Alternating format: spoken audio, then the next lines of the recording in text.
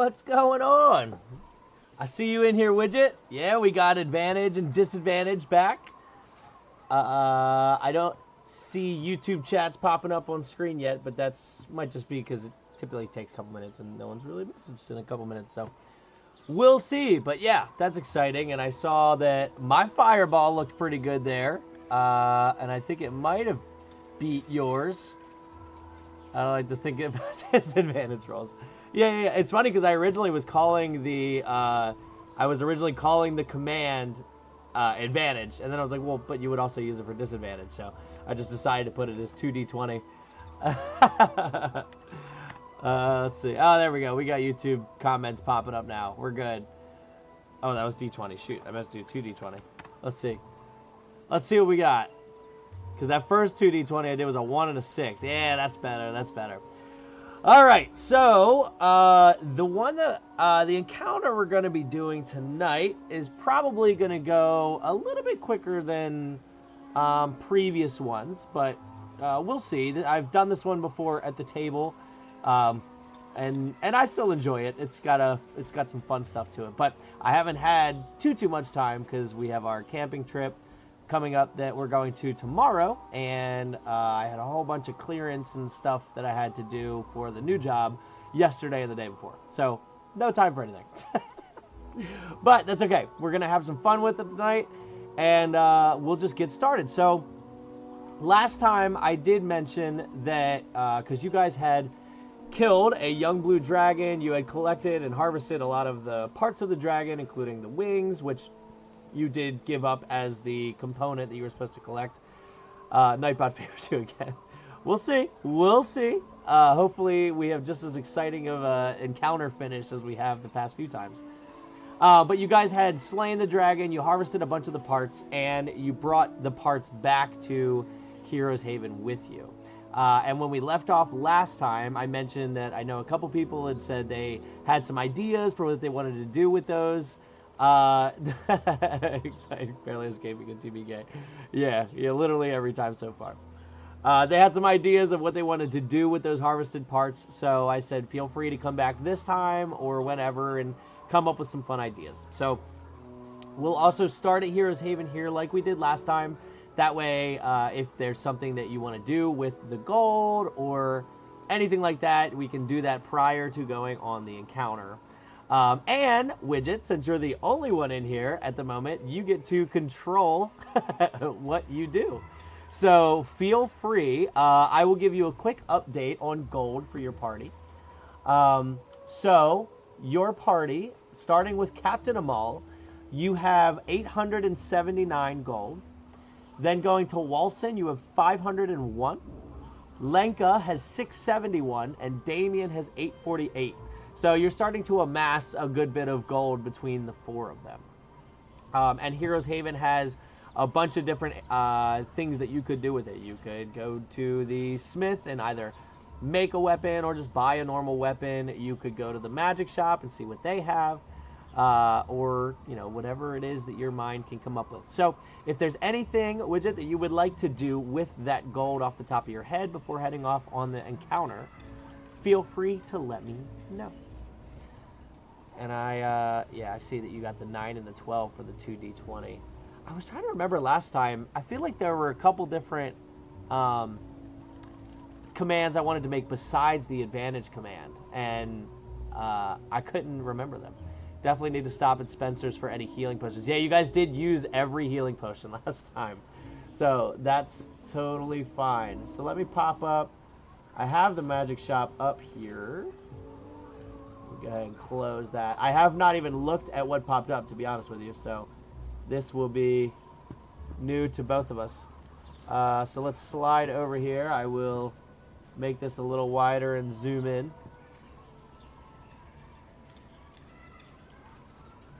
All right, so we have the +1 half plate, which is just obviously half plate armor. It's +1 though. You have the +1 shield, so you get +3 to your AC instead of +2. +3 plate, which looks like it's a legendary item worth 25,000, and you do not have enough for that. Boots of the Winterlands. I don't think that's totally going to help with where you'll be going tonight. You have the chainmail armor of resistance and the chainmail armor of resistance, psychic and lightning. So don't have enough for that. The elemental gem blue sapphire you do have enough for. You also have enough for the mithril chain shirt. So let's see.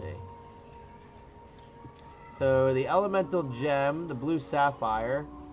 Gem contains a mode of elemental energy. When you use an action to break the gem, an elemental is summoned as if you had cast the conjure elemental spell. Gem's magic is lost. The type of gem determines the elemental summoned by it. So you could have a an air elemental at your side there, I guess. The mithril chain shirt. What does that do? Mithril's lifeline. A mithril chain shirt or breastplate can be worn under normal clothes. So it just takes away the disadvantage on stealth checks? Is that what I'm understanding? Interesting. Interesting. A couple potions. Potion of climbing. Potion of greater healing. Plenty of potions of healing. They have 1, 2, 3, 4, 5, 6 of those. Resistance against radiant. Superior, supreme, and then robe of scintillating colors, which you don't have enough money for. So, did any of that seem of any interest to you? As currently the keeper of the money.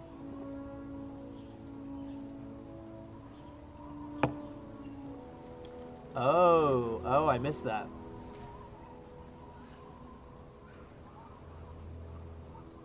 If those light and flexible as a middle chain shirt or breastplate can be worn under normal clothes. Interesting.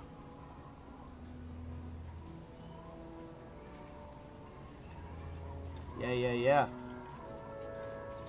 Huh.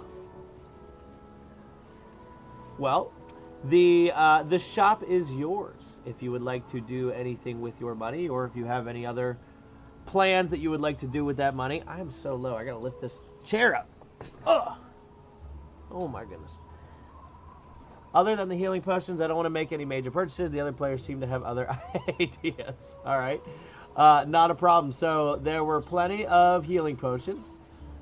So the regular ones are 50. I see 6 of those. And then I see Superior and Supreme. And I think that's it. And Greater. So which healing potions would you like to purchase? Ugh. Oh gosh. I hate control. My bad. And yeah, you have plenty of...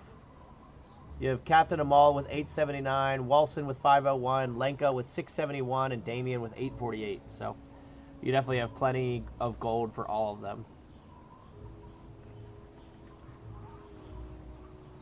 Jesse, what's going on?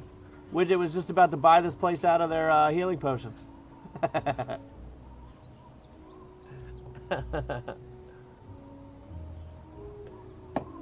4 regular and the greater. Okay.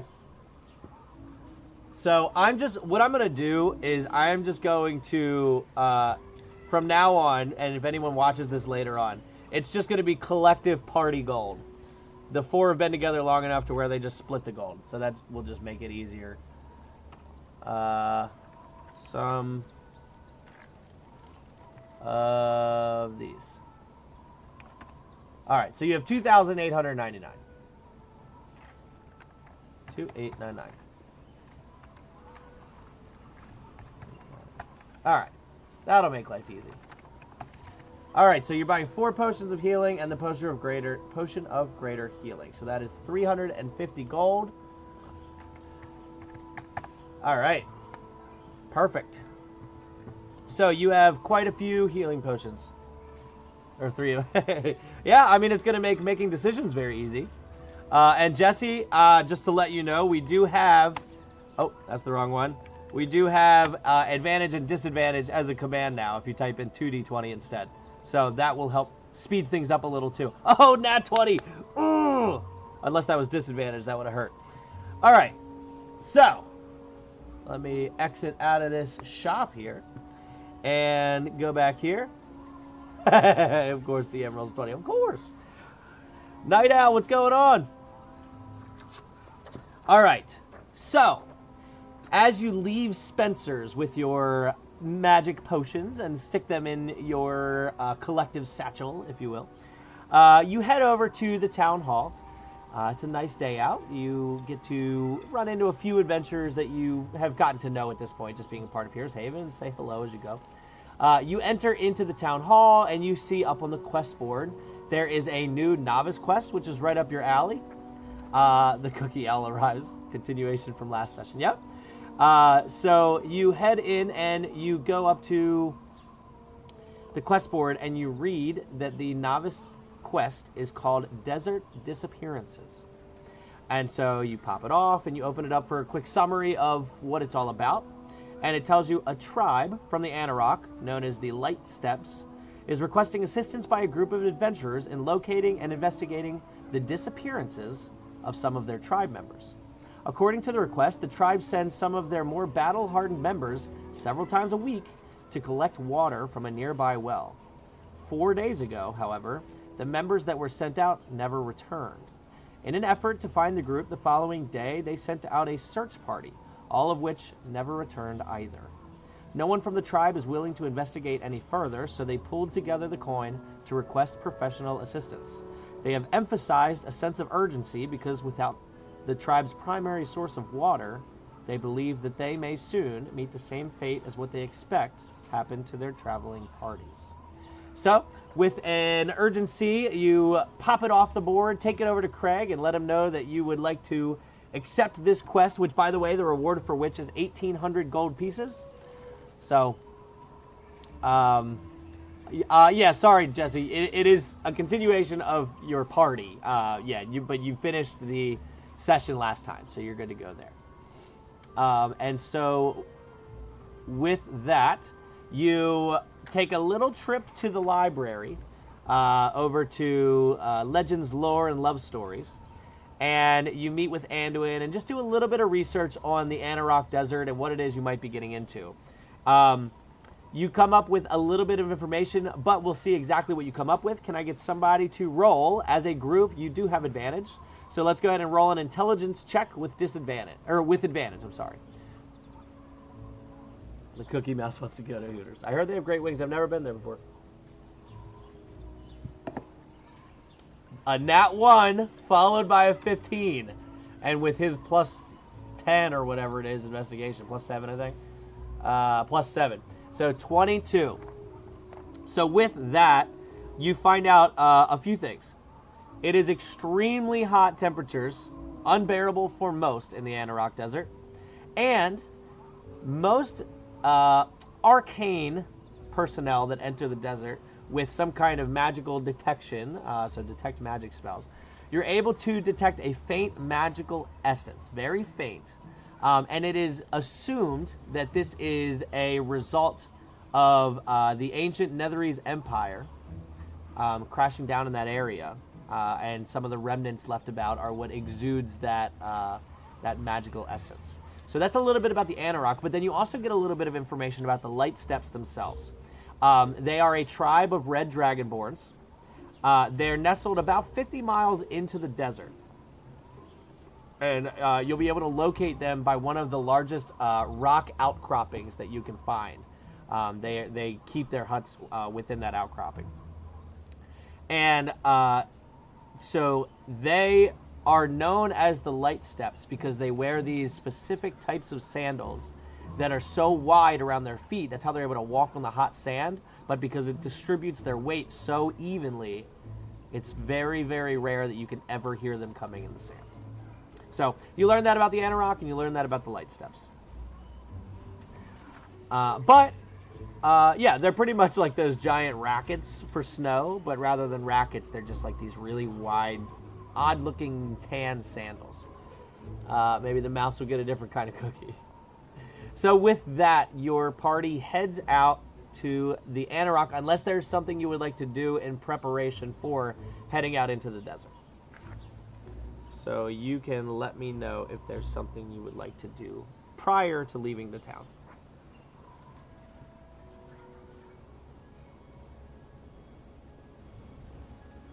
Otherwise, we can skedaddle.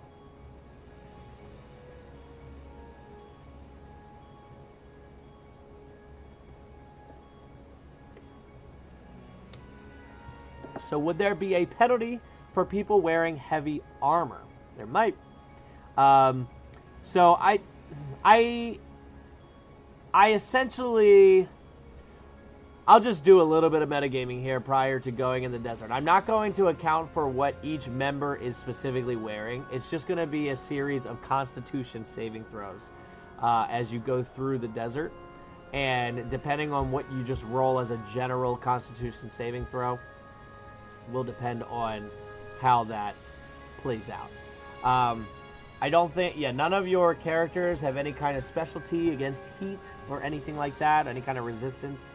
But if you would ever do this in your own game, that would definitely come into play as well.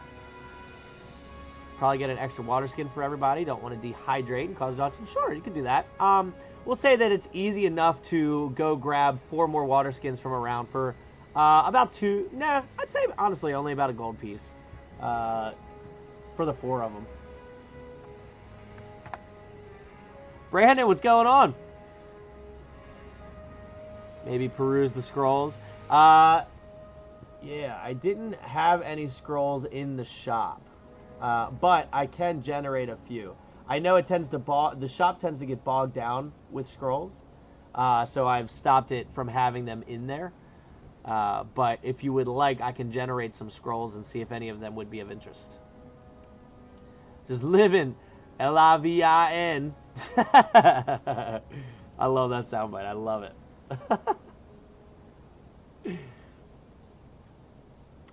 Yeah, so if you want, I can generate a few scrolls. If not, if there's anything else you want to do, let me know. Otherwise, we will do a little bit of fast travel to the desert.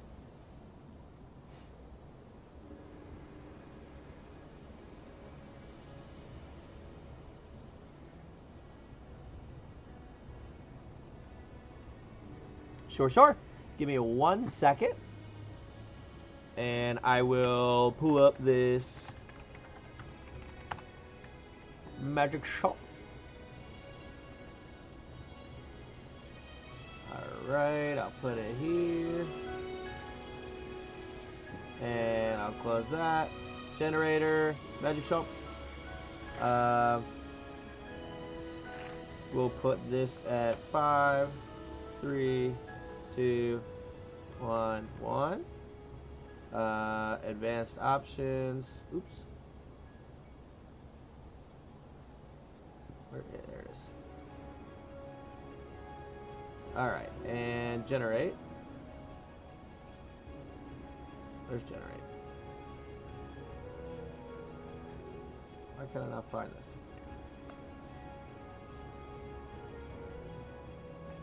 I'm missing something.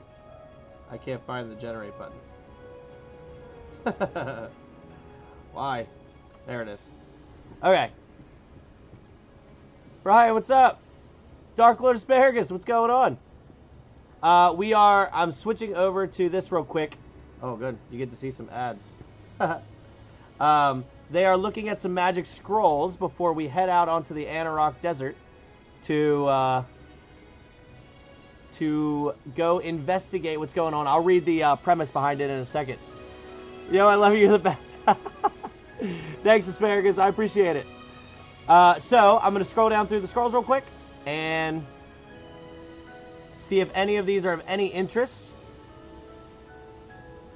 Scroll of Flame Strike, Magic Stone, Magic Weapon, Mass Polymorph.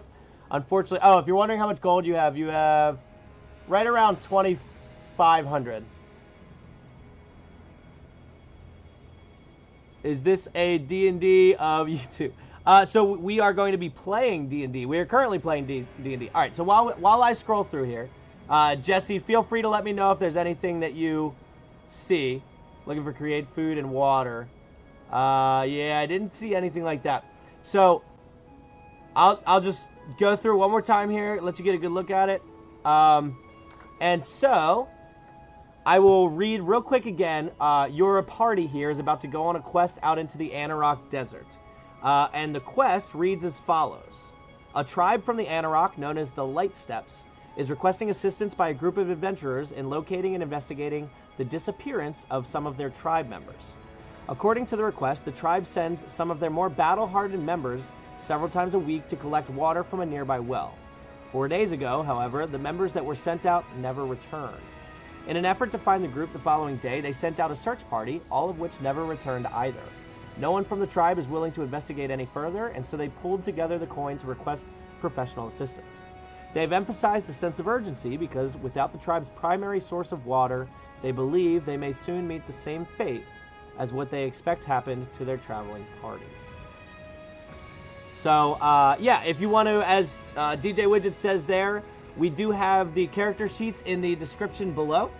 And we have a link to the map as well. And as far as is everybody already playing character, you are all going to be playing the group together. And that is an awful fireball. Sorry, Jesse. So, all right. It sounds like we don't have any interest in these shops or in those scrolls. So, with that, we will do a little bit of fast travel. So, get that garbage out. Oh, yeah, for real. By the way, for those of you that are coming in now, we do have advantage and disadvantage as a command. You just have to do 2d20 when you type the command in instead of just d20. Correct. So, Asparagus, whenever you want someone to do something, or if you think you just want to see something or do something, you can just type in the chat, the party wants to investigate this. And then I will use the character that's best at doing that and say, okay, that person does this. Or if you want to specify a character yourself, you can absolutely do that. And collectively, you're all just giving me commands to control the characters as you go. And I'll put up polls every once in a while if there's several of you kind of suggesting something at the same time. And we'll go from there. So it'll make sense as we do it, I promise. But in the meantime, we'll go ahead and get out to the quest first. So after a few days travel, up northeast, you reach the Anauroch Desert. And as you get close, and I mean within half a mile, it is an immediate temperature change. You can just feel the dry, arid, hot temperature as it kind of blows in from the desert into the grassy plains that you're leaving from. And then within that half mile, it starts to become almost unbearable. So at this point, you do all have the shoes on your feet that you were wearing, whether that be the boots or the... it feels like outside my window right now. Yeah, it's been hot around here too.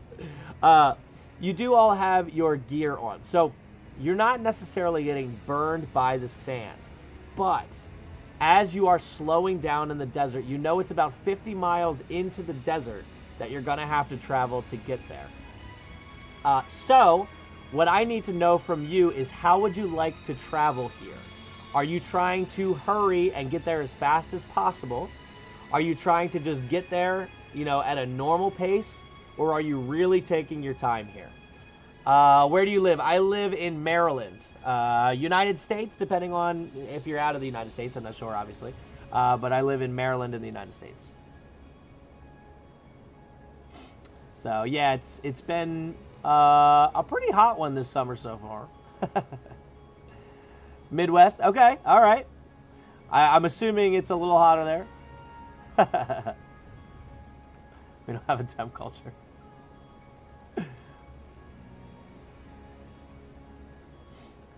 So how do you want to travel through the desert?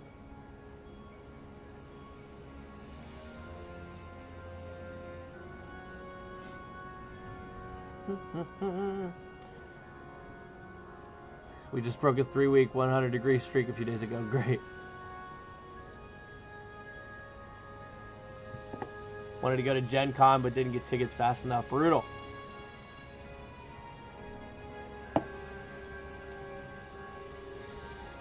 All right, so if you guys want, I'll just say that we go at a normal pace. And so travel at a decent pace, preferably through night where it's not as hot. Okay, we can do that. That's a good call. So I'll say that you get to the desert at about midday. And so you decide at that point that you're going to take your rest and wait till nightfall to start traveling. You kind of camp out on the edge, wait until sundown, you get a nice long rest, and then you decide to move through the night. So with that, I will not make you do Constitution saving throws from the heat. Although it is a little bit colder, it's easier for you to bundle up than it is to avoid the heat. However, you are traveling through an endless plain of sand and rock in a direction that you hope is correct. So with that, can I get a survival check? And I would say at disadvantage because you're going at nighttime. However, there are 4 of you, so we'll just do a straight survival check. So I'm not a character yet. So you're kind of playing all 4 characters. So I will do a quick introduction to your characters as someone rolls a d20 for your survival check. You have Lenka Munkora, who is an evocation wizard. So that's your spellcaster, your primary spellcaster. You have Walsen, who is your healer. He's your cleric, and he is a cleric of the life domain. You have Damien, who is your rogue with a spy background, so he's your point-and-shoot guy. And then you have Captain Ommoll, who is your militaristic fighter, so he's going to be doing heavy damage up close. And so with this, the one that has the best survival is probably Walsen. Yeah, he's got +4. It's Walsen or Captain Ommoll, so...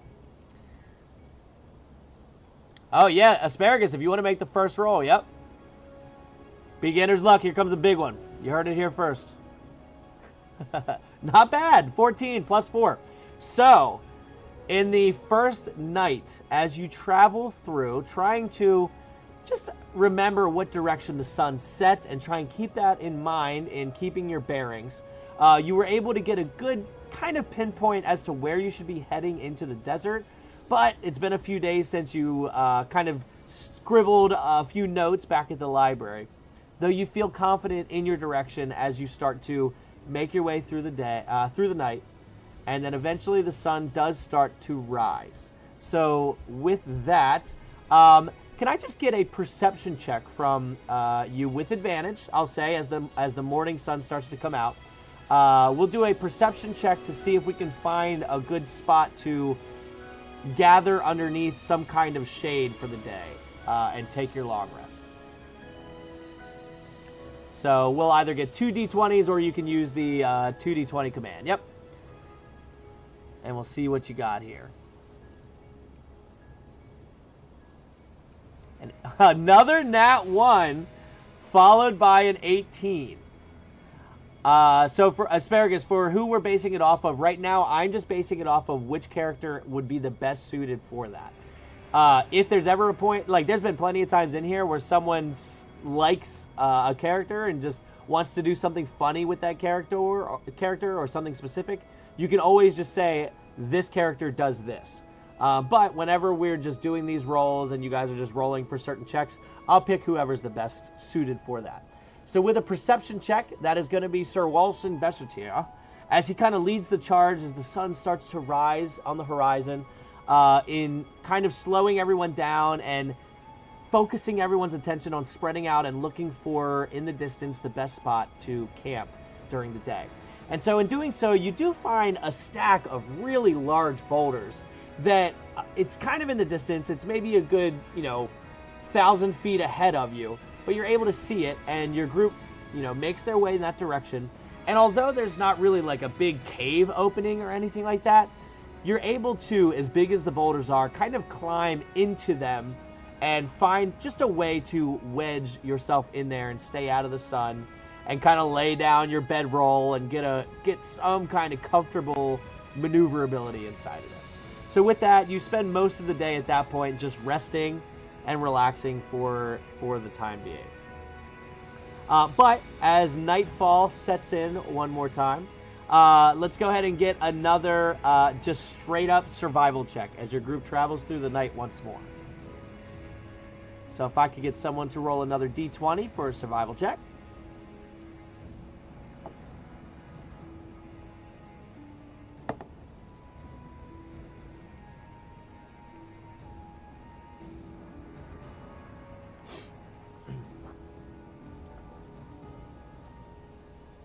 Just to confirm, Dark Lord Asparagus, you're the one that was always active in my video comments, if I remember correctly, right?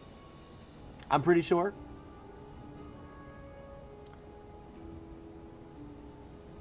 Yeah. Okay, I thought so. Well, welcome to the stream.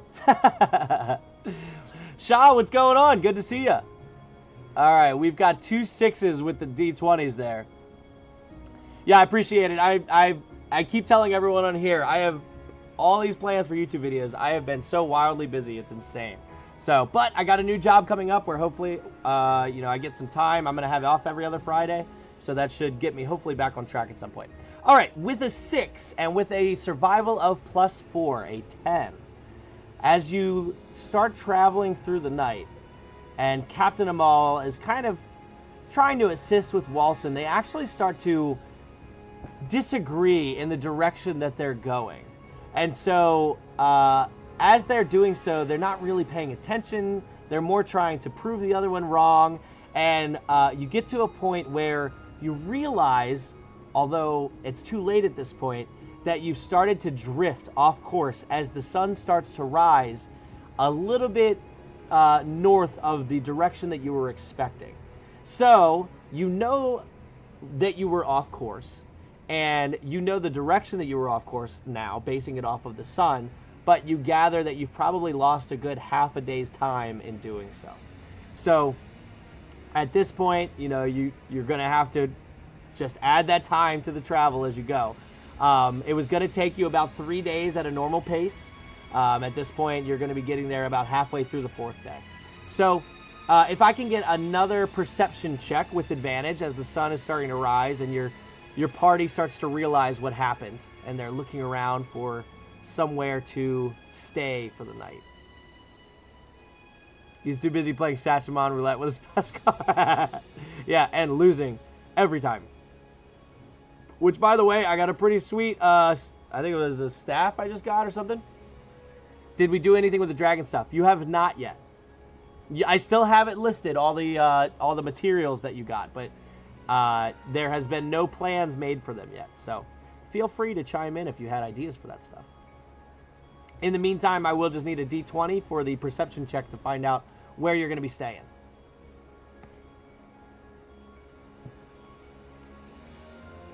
Oh, Dark Lord Asparagus wants to join in. Welcome. Advantage, yes. Sorry. Yes, advantage on that.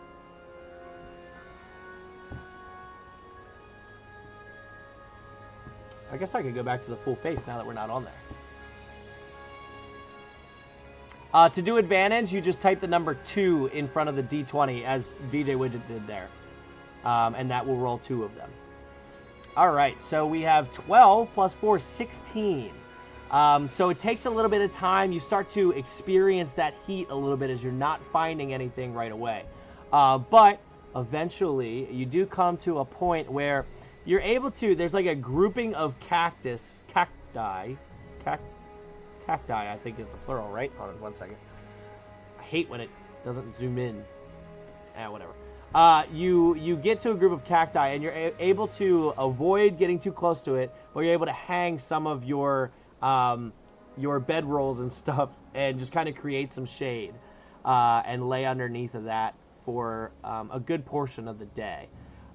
And so it's not as comfortable, honestly, as the rocks were, because you're having to take account for as the sun moves, where is the shade. But you are able to stay out of the sun for the day.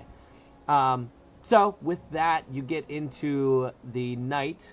And so we'll go ahead and do another survival check to see what happens here in your nightly travels. So if I can get another D20 for the survival check.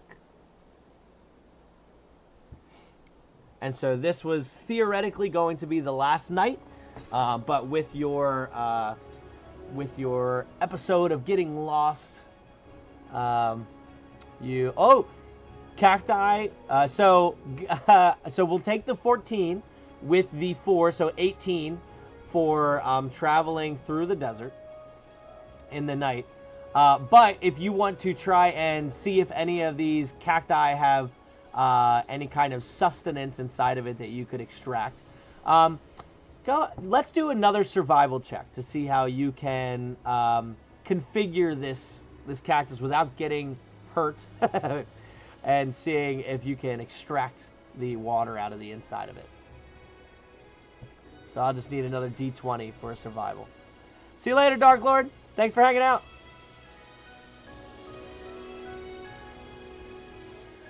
A 9 plus 4, so 13. So so we'll say that it was probably Walsen, I imagine. He's the one that tends to have the go-getter attitude. As he is the best idea. I appreciate it. I appreciate it. Sorry you didn't get to the action. I promise it's coming. I'm just kind of staging the setup to that.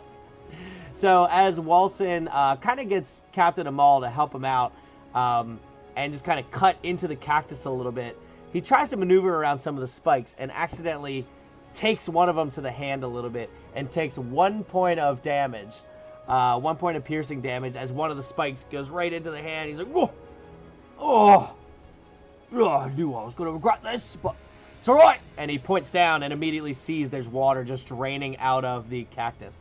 So he takes all the water skins and everyone comes over and starts to fill them up from the water coming out of the cactus.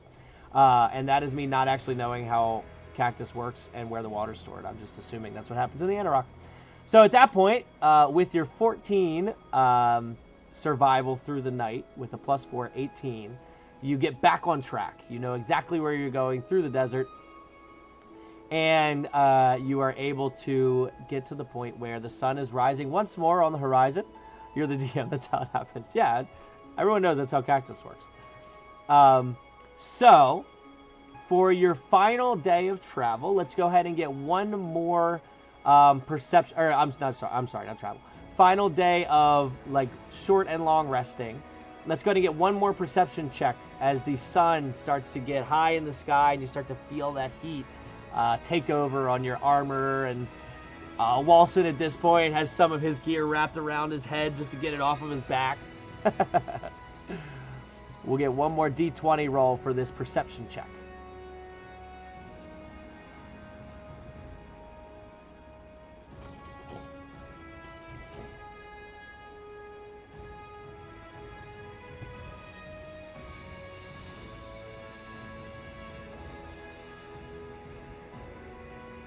See what Nightbot's got here. Oh, wow. 2 came in right before the 20. Rude. But play it as it rolls. So, but it was with advantage.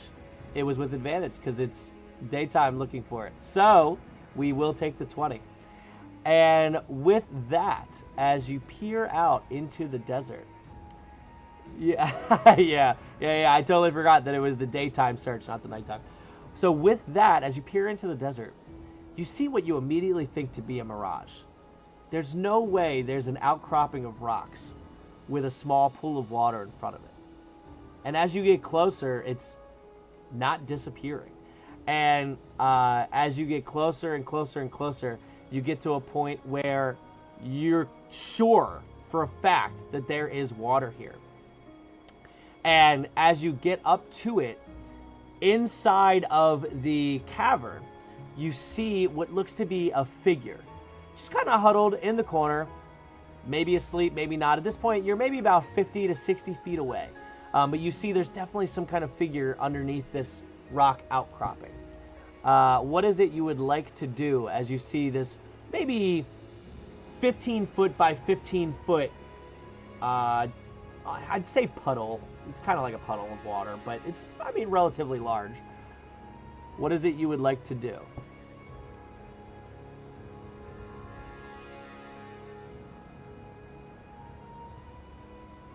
Is it humanoid looking? Yeah, from what you gather, and just from where you are, I mean, it's shaded, but it's not dark in there.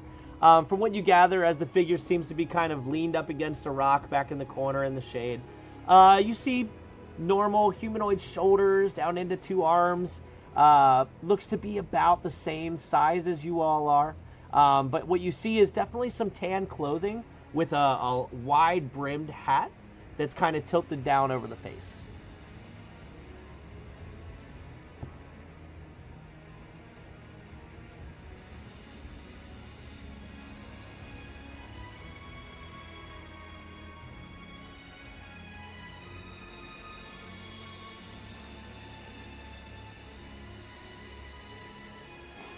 What is it you would like to do?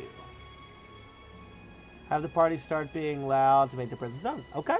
So, as Captain Ommoll kind of slows everyone down as you get close, and kind of confers with everyone, and he looks at the rest and asks, you know, how should we move forward? And Damien chimes in. It might not be a bad idea to just let them know we're coming. No use in fighting out here in the middle of the desert for no reason. And Lenka chimes in. Yes, I do agree.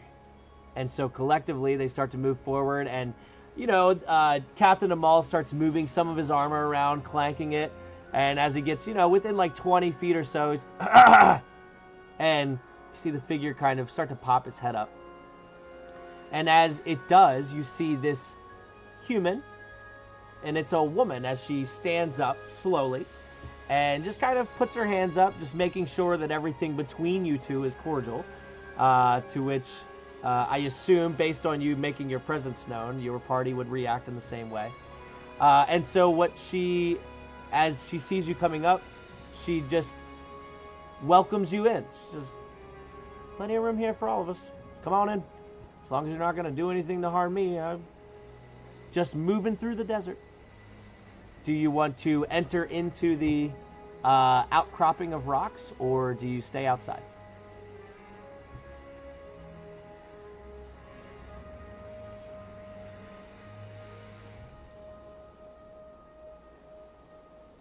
Enter in. Okay. So, Captain Ommoll moving forward. Blast, I forgot the...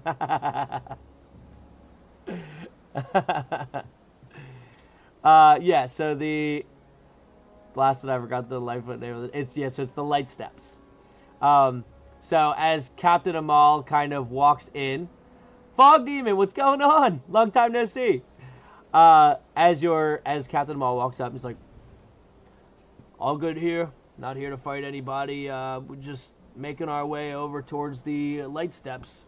Over in the middle of the desert. I don't know if you know anything about them. And she chimes in that she's heard of them. She hasn't gone that deep into the desert. She's kind of making her way up the coast of it a little bit. But yeah, so you are in there and just kind of cordially talking. And you get the information that she kind of just is more of an explorer, and one of her bucket list items was to kind of check out the Anauroch itself, and kind of like one of those people on like Naked and Afraid, just to say that they did it, to go spend time in the desert. So as you talk to her more and more, you find that pool of water, as you spend a good maybe 30 minutes talking, it's slowly shrinking away, and at this point it's maybe about 5 feet in diameter. And she lets you know that she has a few spellcasting capabilities, and so at night she's been finding a place to, or she's been walking through the night herself, and as the sun starts to come up, she finds a place to rest and uses the create food and water spell to just make a whole bunch of water in one spot, and refill her containers up before the sun gets too hot. So that's what that big pool of water is. So sure, go ahead and roll a persuasion check to see if she would join in with your party. And I guess, what are you saying to see if she would go with you? That'll determine how we're rolling here.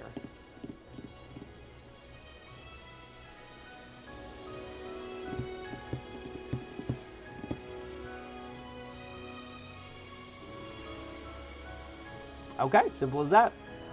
So 8, and then I think Walsen has the best.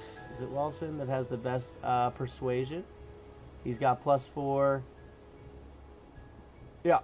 So Walsen's like, well, we might be able to use your help.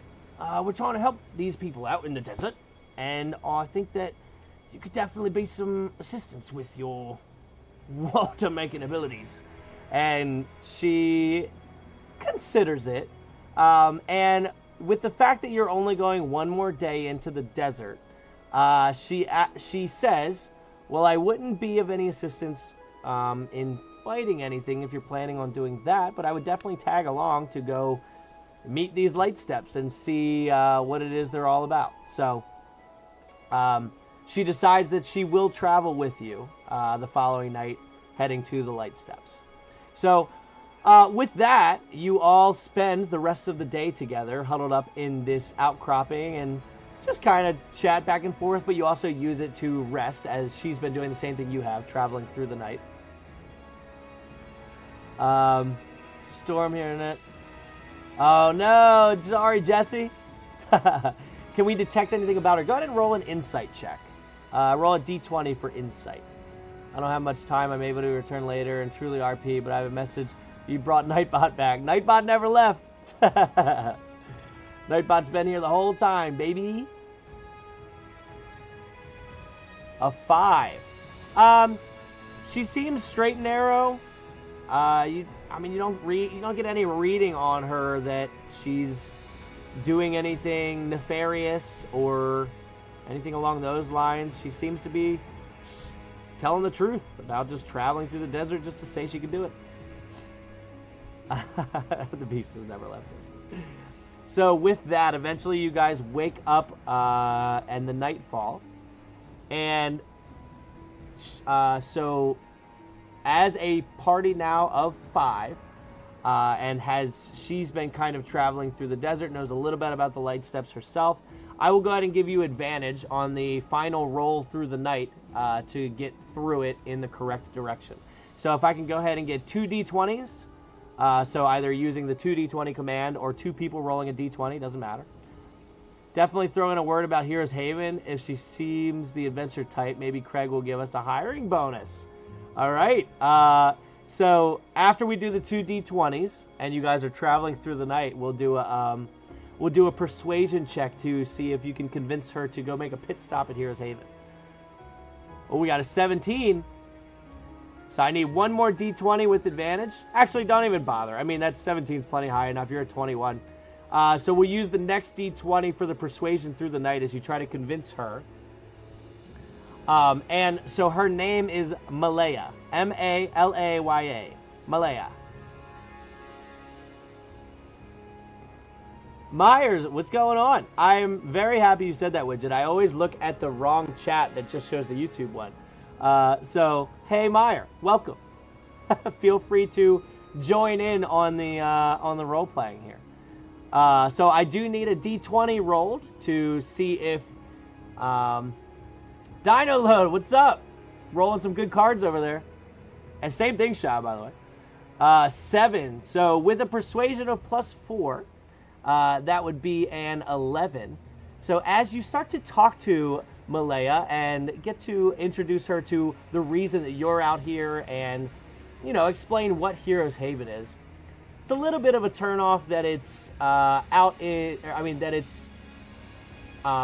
for heroes mostly, because she's not really the fighter type. But you can tell it definitely piques her interest. It's definitely a very different town. So you don't get the vibe that maybe she's going to go there right away, but maybe in the future. Is it 1 character? There are actually 4 characters. You can see the character sheets down in the description below. You're able to access those character sheets. You can also access the map, which I don't have up yet because we're not in combat yet. I will say yet. We are going to have a little action coming up. And then down there you can also access the initiative tracker if you would like to access that as well. So you do finish traveling through the night and you get to the point where the sun is starting to rise. And I will just save you the check. I'll go on YouTube. Sure, totally up to you. So you do find a spot to do a short rest for a little bit and continue traveling through the day.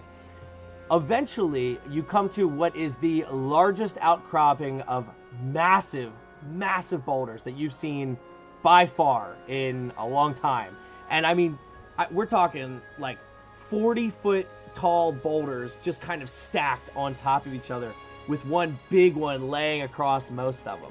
And as you get closer, you start to notice that inside of this, what is essentially just a makeshift cave almost made of giant boulders. Hey, okay, got it. What's going on, Meyer? Yeah, didn't mean to make you go over here. It's totally up to you. Sorry. I got to start remembering to look at the one on the screen, not the one up there. as you get a little bit closer, you notice that there are actually small structures built inside of the shade underneath of these giant boulders.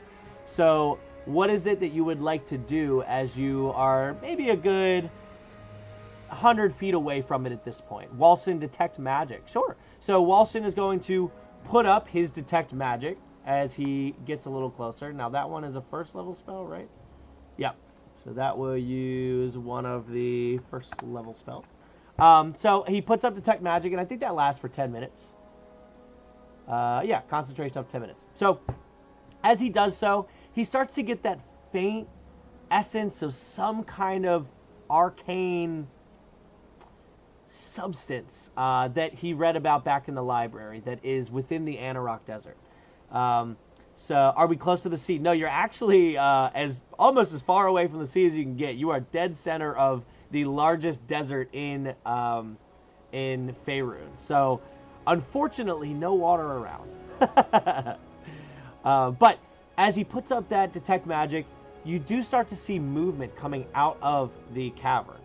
And you see two individuals who are head to toe covered with the exception of their eyes. And out here, bright light, you're only, at this point as you're getting closer, maybe 75 feet away, you start to see that the eyes are very yellow. And you can see that they're moving toward you. They do have these small swords kind of on their hip, and they're walking with, not like a cane, but they're kind of using this spear, kind of like a walking stick as they're moving towards you. But they're not rushing towards you by any means, and they're not trying to hide themselves. They just seem to be coming in your direction. So what is it you would like to do as they're coming towards you, and you're kind of facing them and their situation at this point?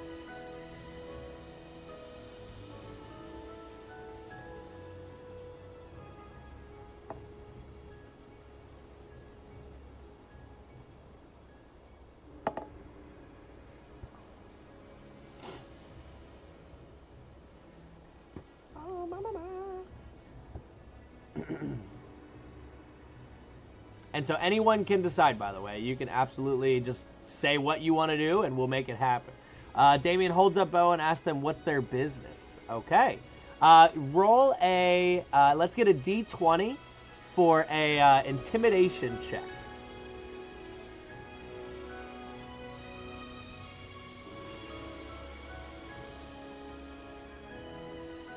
You're not in a dungeon, per se. You're kind of out in the middle of the desert, sun shining down right on top of you, and you've come up to this massive outcropping of rocks that makes just this huge cavern inside of it that's maybe a good 100 feet in both directions. I mean, it's huge. And inside of there, you can see small little setups, small little cottages almost, built inside of it. A 12 with an intimidation. I think Damien might have a good one. Yeah, +5, 17. I can stay for long. It's go time. Nice, nice. So, with a 17 intimidation, Damien holds up his bow. State your business. And as he does so, one of the beings holds up his hand, and you see what looks to be a clawed hand with red scales. The other one goes to hold up their hand and immediately drops down to one knee and just falls down to the ground, right into the sand. And you see the other one immediately go down to, start assisting that one and give him some of the water from whatever he has left in his canteen there. Dragonborn, roll an insight check. Give me a D20 for an insight check.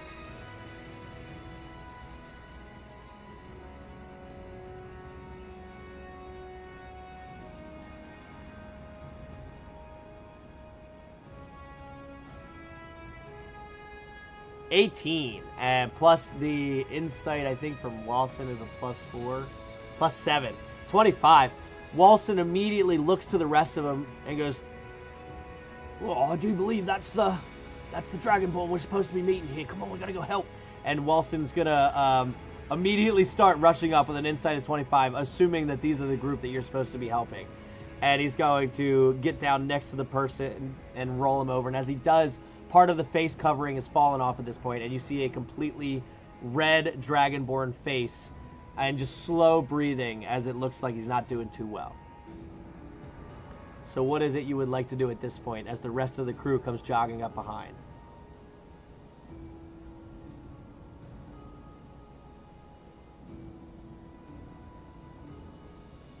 Oh, the yeah, I forgot about the cactus water that fast. So immediately Walsen pulls out the small container that he filled up with the cactus water and just starts pouring it into the mouth of the Dragonborn. And as he does so, it kind of wipes his face. Thank you. And you can tell that like he's just hurting. And so Fog Demon, as Damien walks up, and he's going to ask, small sips, lad, easy does it. Yeah, Walsen's kind of being the loving one trying to help out as Damien, knowing that you still don't want to be bombarded by something you're not expecting, asks them to confirm what their business here. And at that point, the one that was still standing and was able to help explains that they are the Light Steps. They are the tribe called the Light Steps, and they assume and hope that you're either the adventuring party that was sought out, or you're an adventuring party that happens to be passing by that can help them out. Don't be alarmed if it makes you see things a little bit, Walsen says as he's slowly giving the guy a little bit more at a time. And so, yeah, you are able to help him back up to his feet, at which point they both offer for you to come into their cavern. And at that point, Captain Ommoll will confirm. We are here from Heroes Haven. We'll be able to help you with your situation, I believe, but it all depends, I guess, on what exactly is occurring, because we didn't have too much information other than you've sent some people out to gather water, and they haven't come back. But sure, let's go in the cavern, and we'll go over what's going on with your tribe here. And so they usher you in. And as you enter into this tribe, it does feel significantly cooler in the shade. And you see about maybe 10 or 12 huts scattered throughout the inside of this cavern. And you see that they're kind of towards the rocks themselves, kind of scattered around the outside. And the inside seems to be a sort of gathering point where there are small rocks placed here and there for seating arrangements. And you see several other Dragonborn, all of them with their hoods down as they're in the shade. But a lot of them not looking too good. They're either leaned up against the walls or on the huts, or they're sitting on the rocks. And you see what look to be tipped over barrels, maybe that used to contain water that no longer do. And you see that there looks like one person is helping the others out, is trying to help the others out, either scrounging up a little bit of what's left in certain canteens or water skins, or just helping them to their feet to get them over to the other side where their hut is. But this tribe looks bad, looks real bad. Do you have water? Malaya, can you help these Dragonborn? And so Malaya, in her instinctive just want to help, as, I mean, you've grown to know her as she's a very nice person. She's just here having a good time. She's going through the desert to say she can do it. She sees the state that these people are in and immediately goes over to one of the tipped over barrels and will use her create food and water spell to fill up one of the barrels with water. And at that point, she ushers over to the one that's helping everyone and has them come over and see the water and begins to assist in pulling the others over to start drinking it. What squalid conditions? Yeah, I mean, at this point, the conditions are rough, like any access to it. So, Fog Demon, as you ask that, the one that helped the other Dragonborn come into the cave will start to talk to you guys. And so with that question, he will inform you that they have a well full of water, and it's known as the Endless Well. It's about 5 miles from their camp here. And so once every few days, they send a group out that is very good at what they do, going out into the desert. They go out, they take this sled with a couple barrels on it. They take all their canteens and such, and they travel out to this well, and they fill up their canteens and bring it back. Now, this well is known as the Endless Well because it continuously overflows with water, just nonstop. Every several minutes, it just overflows with water, and then once it stops, you wait a few more minutes, it does it again. And it's a source of water for any that are traveling by, but it has been their source of water forever. But they sent out this party a few days ago. They never made it back, which makes no sense because even if one of them got hurt, the rest of them are very good at making their way back. And so then they sent out a search party that never returned. So that is their source of water that they're unable to know the condition of at the moment. Cap will help upright the barrel. So as he's saying this, Captain Ommoll is listening in the background and is slowly going around, helping lift up the tipped over barrels and kind of help the situation out a little bit.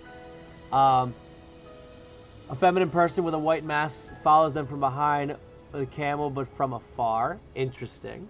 Just my manifestation. I like it. So we'll just keep that in the back of the mind. Ask if they have any injured. So as you ask if there are anyone that's actually physically injured or anything, they'll tell you that, they've managed to keep everyone alive. The only injury is just lack of water, dehydration. As Dragonborn, they're able to last a little bit longer, but at this point they're going on, 7-8 days with minimal water. And so dehydration is the only significant problem with those that are there. And so that's their issue, but they're also worried about the ones that they sent out. They don't know what condition that they'll be in. I'm sorry, why not just live at the well? So when you ask that, they say that they this outcropping is the only significant source of shade from the desert. When you get to the well, it seems like it used to be some sort of civilization at one point, but it's just complete rubble and shambles. And so to go out there and completely build enough room for them to do so would be hard. And you're definitely taking a risk spending so much time out there building it all in the middle of the heat. So they started here and they've just been here forever. And they don't typically have issues going out to the water and coming back. And here I was about to ask why they didn't just camp out next to the well. Can I manifest an Arabian women on a camel follow them? Sure. We'll say that there's definitely somebody out there that maybe the party doesn't notice yet. But alas, flooding. Why don't we just push Bikini Bottom over there? Classic episode. Great episode. Anything is walking distance with enough time. Cap, easier to defend and stay out of the shade if you're not out in the open. And stay out of the sun. Yeah. And so they start to basically just entrust you with helping out to at least just find out what happened to the party and see if that well is still there as they're trying to decide what they're going to be able to do because they can't last here much longer. So, with that, what is it that you would like to do?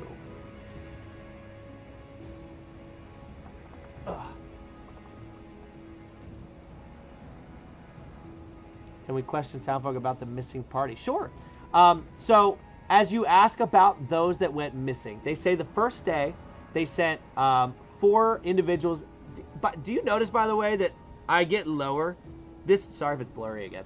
This chair, the piston or whatever underneath is broken, and so slowly, I guess over time, I just get shorter and shorter. Hold on, I'm gonna swap chairs real quick.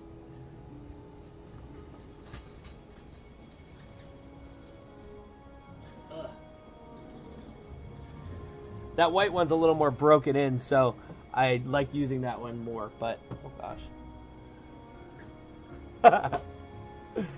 All right. There we go. A little high. There we go. Perfect. Do you have a map? We do have, well, I don't have, oh wait, who are you asking? Are you asking them, or are you asking me if I have a battle map? Can we question townsfolk about the missing party? Yeah, use your height to tell when the battle is about to start. Are there any neighboring tribes that harbor you ill will? So, back to what I was saying about the people they sent out. The first day, so about 8 days ago, they sent out I hate this camera. By the way, I looked on Prime Day for a better camera. They had 0 good deals on cameras. So, I will get one. I'm just got to find a good deal on it.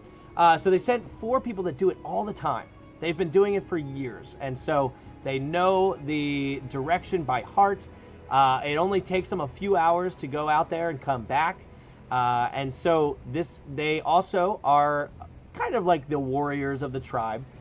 So they're able to defend against, any gnolls that might be lurking around or anything like that. So they wouldn't expect them to not be able to take care of themselves.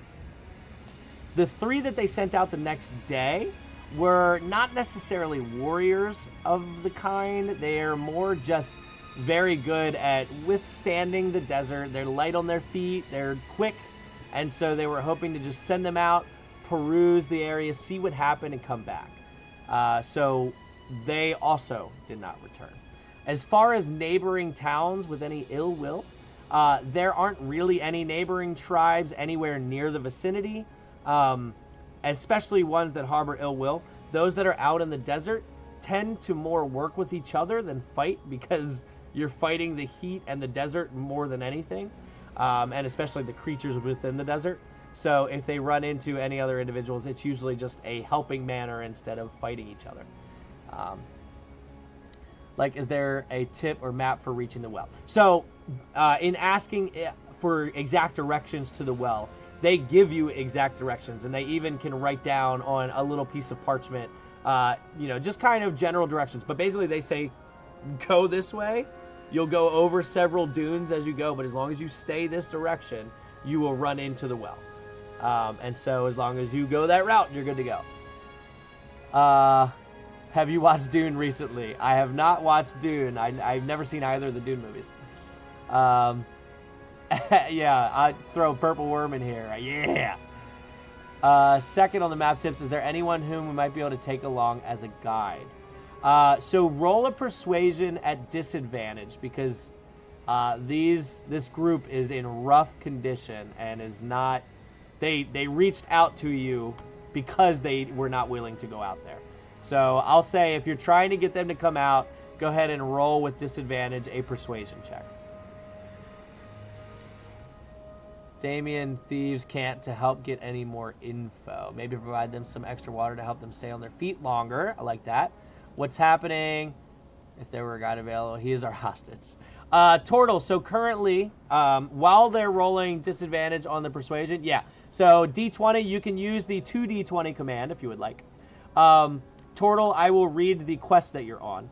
A tribe from the Anauroch Desert, known as the Light Steps, is requesting assistance by a group of adventurers in locating and investigating the disappearance of some of their tribe members. According to the request, the tribe sends some of their more battle-hardened members several times a week to collect water from a nearby well. 4 days ago, however, the members that were sent out never returned. In an effort to find the group the following day, they sent out a search party, all of which never returned as well. No one from the tribe is willing to investigate any further, so they pulled together the coin to request professional assistance, and they've emphasized a sense of urgency because without the tribe's primary source of water, they believe they may soon meet the same fate that they expect happened to their traveling parties.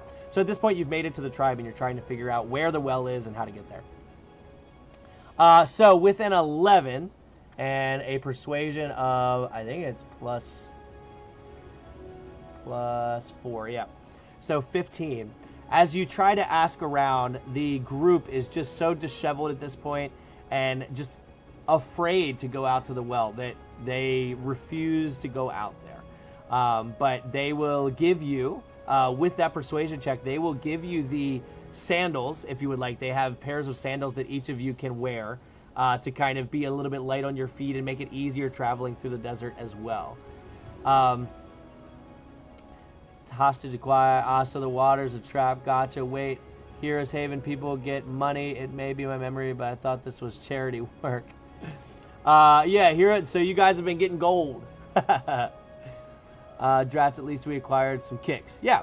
So you are able to put them on, and you notice that it does make walking, honestly, even though they're huge, a lot easier in the desert, especially with how loose this sand is. So now you've acquired some pretty sweet heat-resistant sandals that give you maybe advantage on your stealth checks in the sand. But with that, they have collectively thanked you for showing up and arriving and wish you the most luck. Yeah, you're essentially wearing tan clown shoes.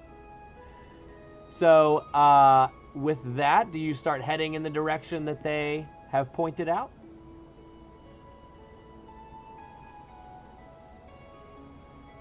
Perfect for travel and for the children. Yeah, you make plenty of kids laugh on the way out. What's happening so far? Caleb, you have run into a tribe in the middle of the Anauroch desert that's requesting help. Oh, yeah. Widget's explaining it.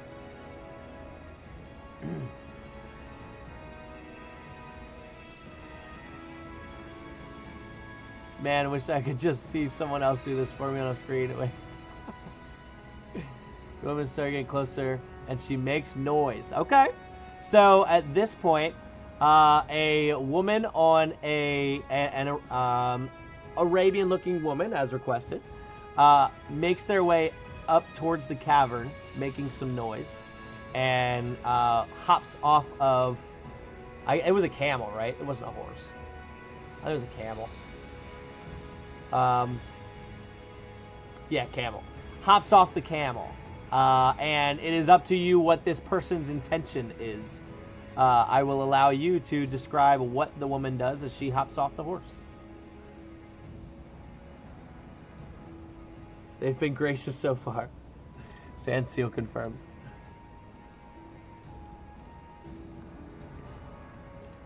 I gotta write name down real quick. I forgot to write that Malaya name down. All right, here we go. So I'll forget.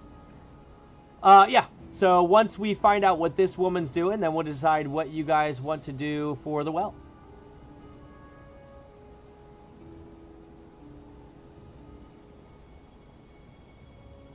The woman disappears, a classic desert illusion. That everyone sees.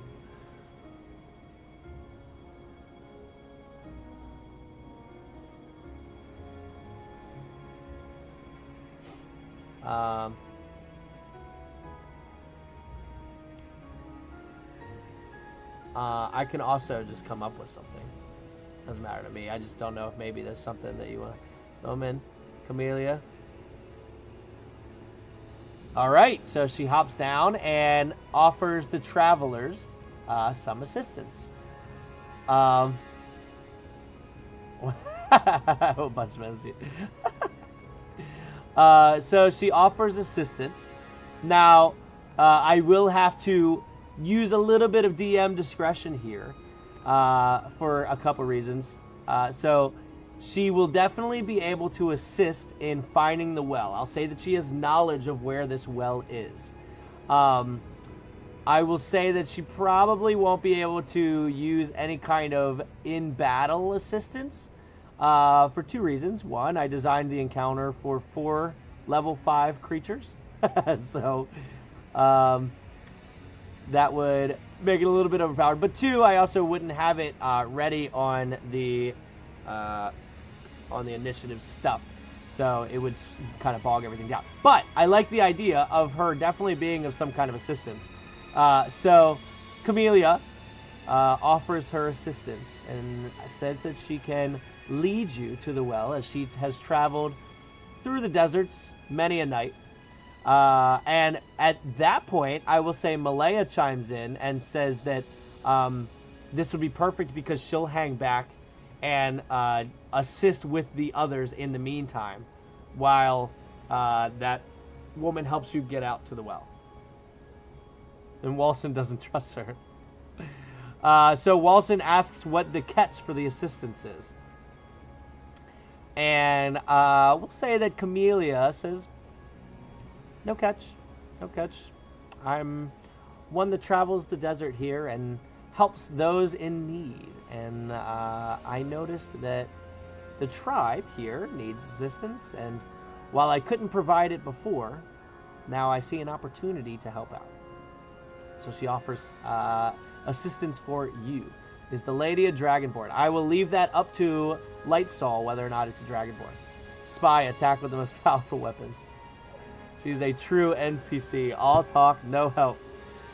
I would help, but I took an arrow to the knee.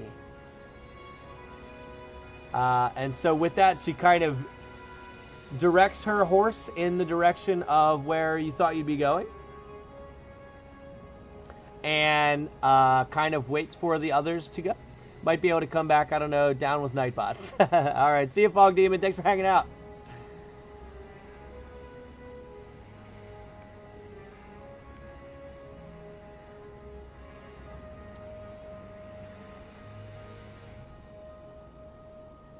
One copper piece. I wish I could see. I hate that little heart thing. There we go, thank you. One copper piece, no gold, and no, she's a human. Perfect. Copper. With that, Walsen's like, what's the deal? And flips her a copper immediately. So she starts heading off to the well, and at that point, your party, as Captain Ommoll looks over, is like, seems fair to me. Starts like catching up and running with her. So with your new walking shoes that you've got, finding it very easy to walk on the desert, and as she's kind of traveling on the camel, no issues on her end, you are able to kind of keep up with her, and it doesn't take too long to get to the well. It takes you maybe about, it's 5 miles through the desert. It takes you roughly like 3 hours, which, don't get me wrong, is a long time, and the others, the Dragonborn, are able to do it a lot quicker just because they do it all the time. But it takes you about 3 hours to get there. And at a certain point, you crest this dune and immediately see what looks to be the ruins of some older town with what looks to be well in the middle of the town. And at that point, I will shift over to here and pop up this map. And so let me zoom in here.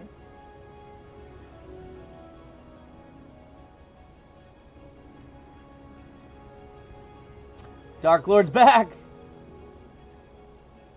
So rare, small children throw them in fountains and make wishes. Whisper, whisper, Lenka. Wait, copper isn't rare, so I've been hoarding copper for no reason. Yeah, I feel like all of Lenka's gold is actually just copper. Like it's just thousands of copper pieces. 13. There's no shortage of ambush points here. So as you get to the top of that little dune there and come across the town, what is it you would like to do?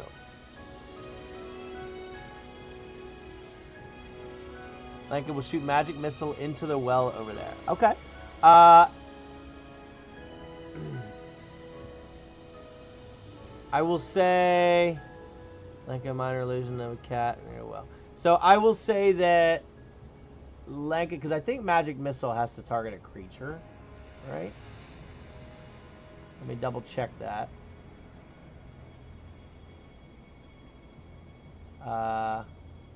Yeah. So each dart hits a creature of your choice that you can see within range. So I'll say that Lenka tries to, but finds it hard to focus the energy on the well itself to send the magic missile and attack it. But it gives him the sense that the well at least is not a creature. The well is not a mimic. Camellia found 10 gold pieces in the sand. Or did she? She feels like she did. A lot of illusions happening out here in the middle of the desert. Minor illusion of a cat going near the well. So Lenka sends this minor illusion over, and you see the cat kind of walk over to the well and just kind of sit on the edge of it. And nothing happens. Do we still have Detect Magic running? Detect Magic, I will say, is gone at this point. Never-ending well must be 50-50 for some magic influence. We should probably get on top of something. Well, we found it, I guess, all is well that ends well. Nice. Nice. So, yeah, as the cat sits there, and you wait a few minutes to see if anything jumps out at the cat. Actually, I think it lasts a minute, maybe. Duration, 1 minute. So you wait the minute, nothing happens. Eventually, the cat disappears. Another few seconds goes by, and all of a sudden, the well starts to overflow, and you watch this water just like spill over the sides of it into the sand for a good 10 seconds at least. And it's a lot of water. It's a good bit. You see it start to splash down. You see the sand around it getting all wet. And then it immediately stops and just starts to drip over the side as it relaxes a little bit. One of the gold pieces has a moose on it, but it says more on it. Damien takes cover. So Damien, I guess what? We can have Damien move up to, I guess, the wall up here. Sorry, one second. So Damien will move, I guess, up here as he watches the water start to overflow. All right. And as Captain Ommoll had yelled weapons out, everyone else got their stuff out. Is that water or something else? It's up to you if you want to go check it out. From what you can see, it's a well that's overflowing. You're not totally sure what it was that was overflowing. You were assuming water. But go ahead and roll a perception check at advantage. I'll say the rest start to kind of walk up with Damien. Go ahead and roll a perception check with advantage as the water was overflowing for Damien as he kind of peruses through like everything that's around this well. I see a 14. We'll need one more D20. We've had problems with AoEs. All right, so we'll spread out. We'll send Cap over here. Lenka, I know you guys tend to have him with Damien. And we'll have Walsen sort of come around this wall here. Oh, with a 20. With advantage, it was a 20. And that was 2 20s in a row. Sheesh. So with that, with a nat 20 and the perception check, you notice that there are several bodies scattered around the well, which I know you can't really see here, and unfortunately that is at the fault of Dungeon Alchemist. They didn't really have good skeletons and stuff that I could add. But you see 7 bodies in particular. With a roll of a 20, you see 7 bodies in particular. All of them seem to be kind of scattered just around the well. You'll also see plenty of canteens, barrels. You see the sleds that you were told about. This definitely seems to be where all of the dragonborn creatures had died. Now, with that perception check, several of them look like they've been here longer than the others, which you assume were the original ones. So you can definitely tell which ones are here first and which ones here came later on. You also notice that there's not really a lot of blood spatter. You don't see giant gashes in the creatures. You don't see like blood splattered up against a wall. You don't see blood pools around them in the sand. You just see dead bodies. Can Captain Ommoll throw his rock into the well? Sure. If you want Captain Ommoll to throw the rock into the well, you can roll for a... we'll just do an athletics check to see how accurate he is in throwing this rock. So I'll just need a D20 for an athletics check from Captain Ommoll. Camellia throws dynamite in the well and says good luck and disappears in an instant. So Camellia pulls out this dynamite and throws it and immediately disappears. And as she throws it and hits the ground, the rest of them kind of put their head down and wait. And nothing happens. And they turn around, and where the dynamite was, the dynamite is no more.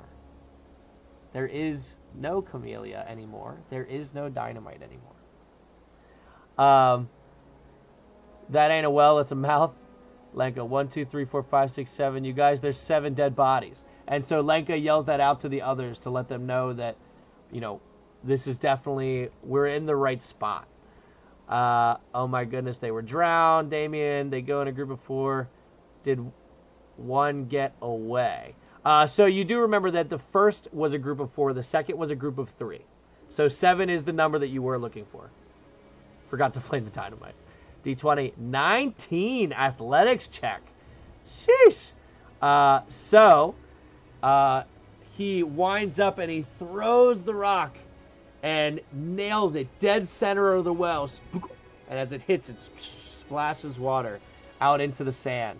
Some of it hitting the sand and drips small enough to when it hits it, you just hear it as it hits the sand.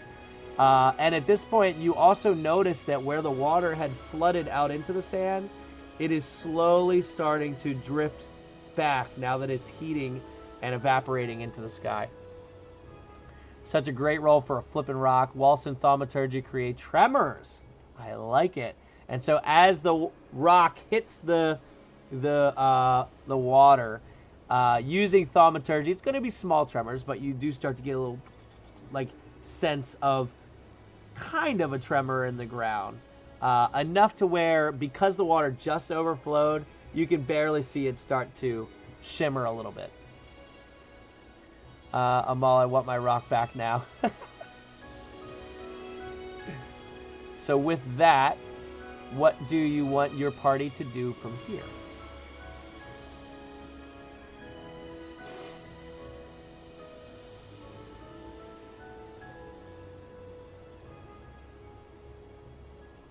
Can Damien just shoot it with an arrow? Sure. So Damien winds up good and roll a d20 for an attack against the well. Captain, inspect the bodies everywhere and hang back. I'll begin to be sad for his rock. And 11 plus 7, 18 to hit the well. No problem. So Damien, just curious about the well itself, knocks an arrow, pulls back. Let's go. Nails the side of the well, right on the side, enough to break the tip of the arrow and send a wave kind of through the water.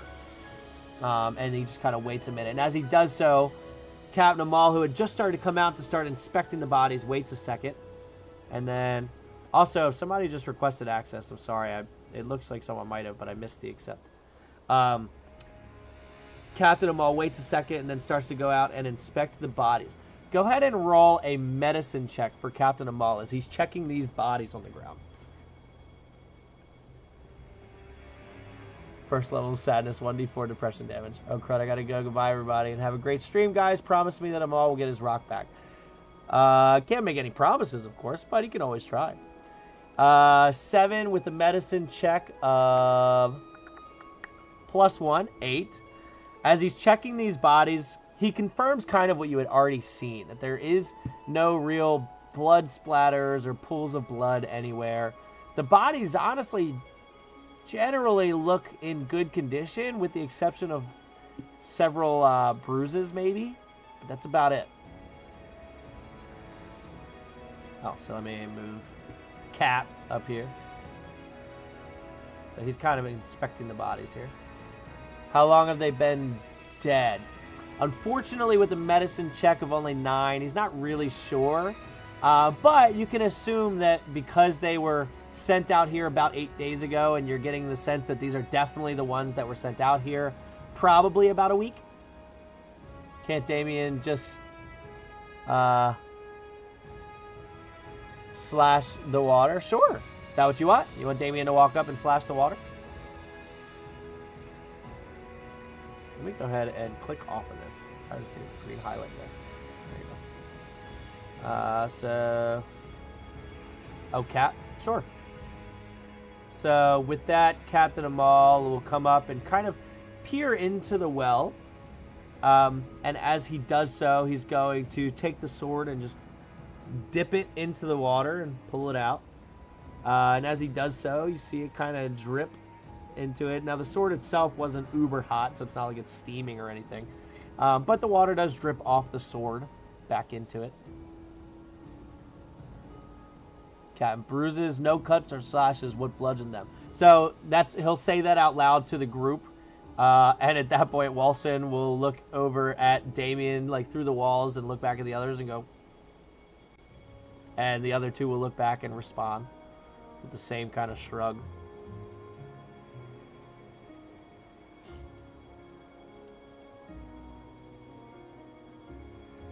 What would you like the others to do?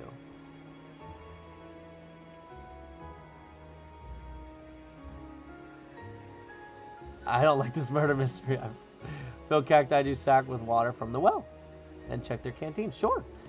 So Who do you want to do that? Is Captain Ommoll still doing it all up here, or are you sending somebody up with him?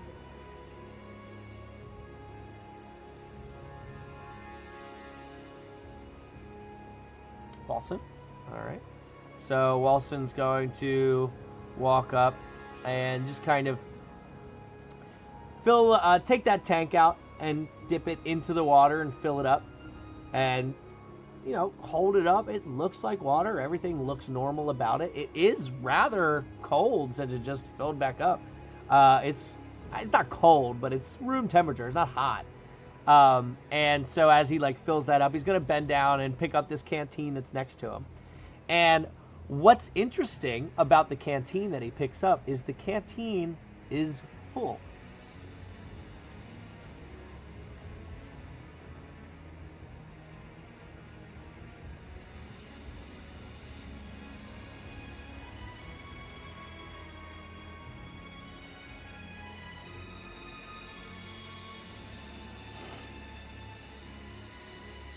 So they got the water, then something happened. So it's at about this point that you start to hear the water start to overflow once more. And as the water slowly starts to overflow around the well, the two that are there just kind of watch it kind of spill out over the side of the well down into the sand. They back away from the well, okay. And as they do, you watch as a large wave of water this time kind of emanates over the side, and then a second one on the other side of the well, and they immediately kind of whip out backwards and start to swirl around and turn into these large water elementals that are now just absorbing the water from the well and that had spilled down to the sand. We are going to go ahead and get some initiative rolls for everybody as these two water elementals appear from within the well. Magic Circle, I think, takes like 10 minutes to cast or something. Let me double check that.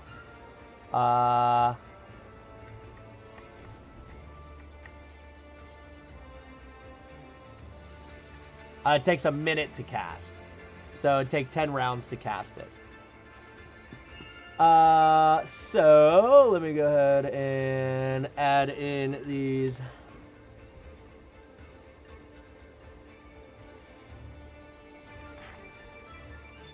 Elementals. 1 sec. All right. So Lenka is first. So I'll need 2 more D20s. Yep, I see him coming. Nice, nice. So I see a 9 plus 2 is 11.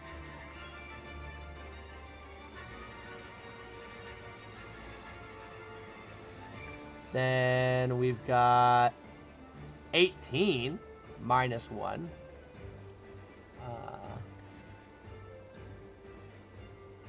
Then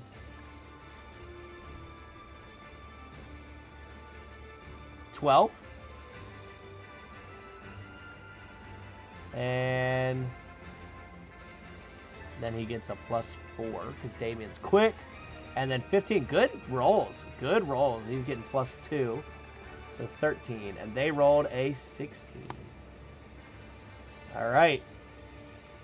And let me just go ahead and set these to 2 different colors. We'll say red and blue. And we'll make this one red. Text red. And blue.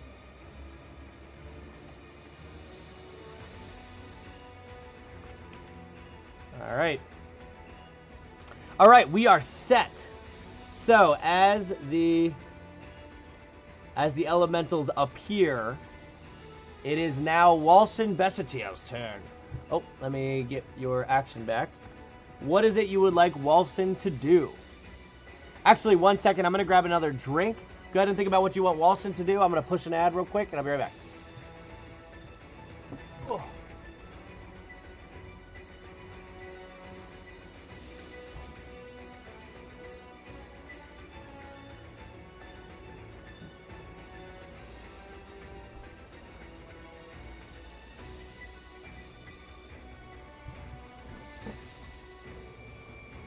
Okay. Okie dokie.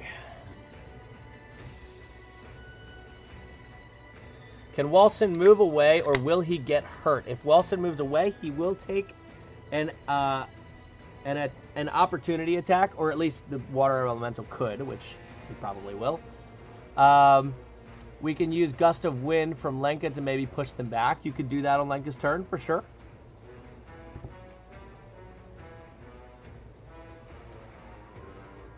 Also, might be a hot take, Mountain Dew Baja Blast. Overrated, in my opinion. I don't think it's that good. I think that it's just overhyped because it's the only soul to talk about. So, you heard it here first.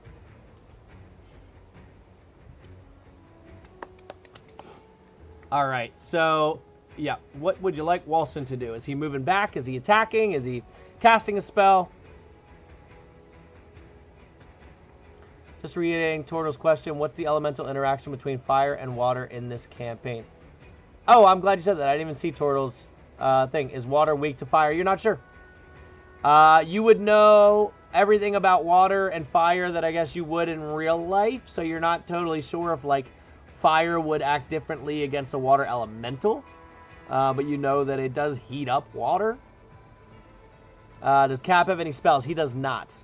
Bonus action, spiritual weapon. All right. So with that, oh, I meant to add a spiritual weapon thing. Let's see if I can just find a cool little orb real quick. Hold on.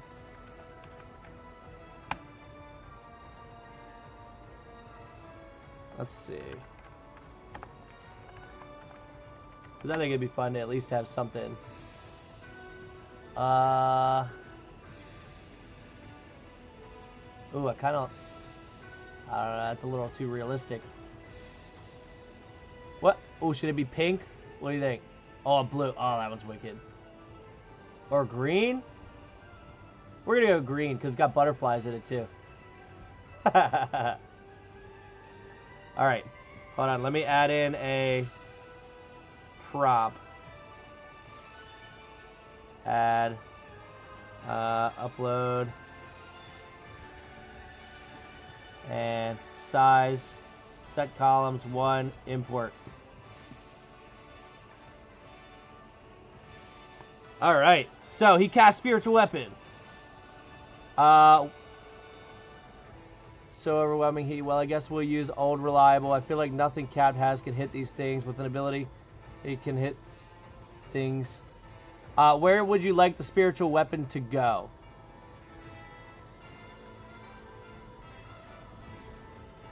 As he creates this orb of life. Or at least you think it's life, but it brings death. With an ability, he can hit these things again. Between him and the elemental. So unfortunately, he won't be able to go between them, but he can definitely put it next to him. So as he creates this... is it an action to cast the spell? Or is it a bonus action for both? I feel like we've had this conversation before. Let me double check. Yeah, it's a bonus action. Alright, so as he casts the spiritual weapon between them, go ahead and roll a d20 to see if he can hit the spiritual or the water elemental as it appears. And that'll be Walsen's first. Oh, and are we casting it at first level, by the way? You have 4 first level spells, 3 second level spells, and 2 third level spells.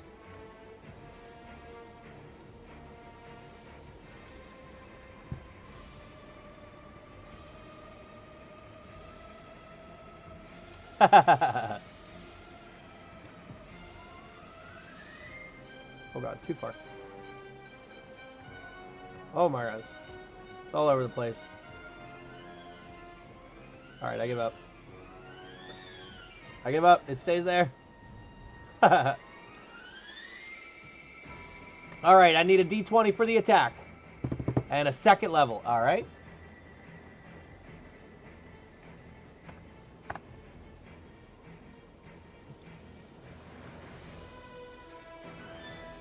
A 4 plus 7, 11 to hit.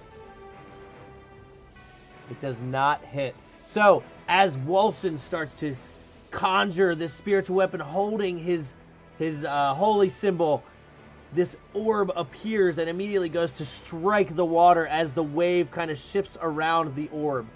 And it does not hit. So, that is your bonus action. What would you like to do for your action?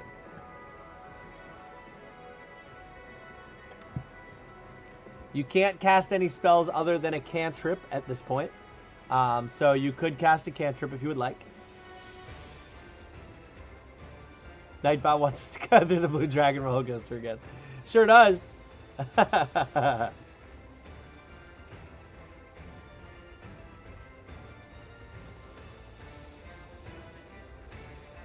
You're not sure if it was a resistance or if you just missed.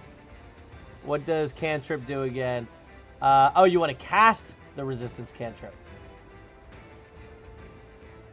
So a cantrip is just something that you can cast without using any spell slots. So you can cast them as many times as you want. So you can only cast one spell per turn that is not a cantrip. And then if you do want to cast another spell, it has to be a cantrip. Resistance is a cantrip that can be cast, although it is a concentration spell, but I don't believe spiritual weapon is concentration, so that's fine. You touch one willing creature. Once before the spell ends, the target can roll a d4 and add the number rolled to a saving throw of its choice. It can roll the die before or after the saving throw. The spell then ends. So Walsen would have to shift over one. But as he shifts over, he reaches out and he touches Captain Ommoll and holds his spiritual or his holy symbol and starts to utter some life-preserving words. And Ommoll feels this wave of energy absorb into his body as these green tendrils exude from Walsen's hand and start to put themselves into his chest as they just absorb in there. He could cast it on himself too, technically. Oh, that's true. That's true.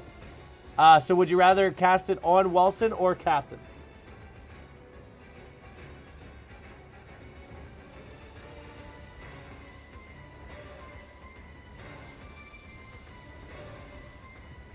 Walsen slaps his chest. All right. So I'll say that he didn't even move then. He can just stay here. So everything I just said, he does it to himself. Ha! Like in Damien always eating popcorn at distance. All right, so last question. Are you having him move or is he staying there?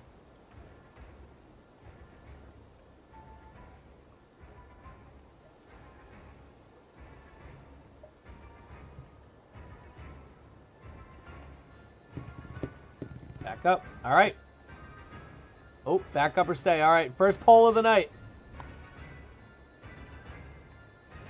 Back up, yes or no?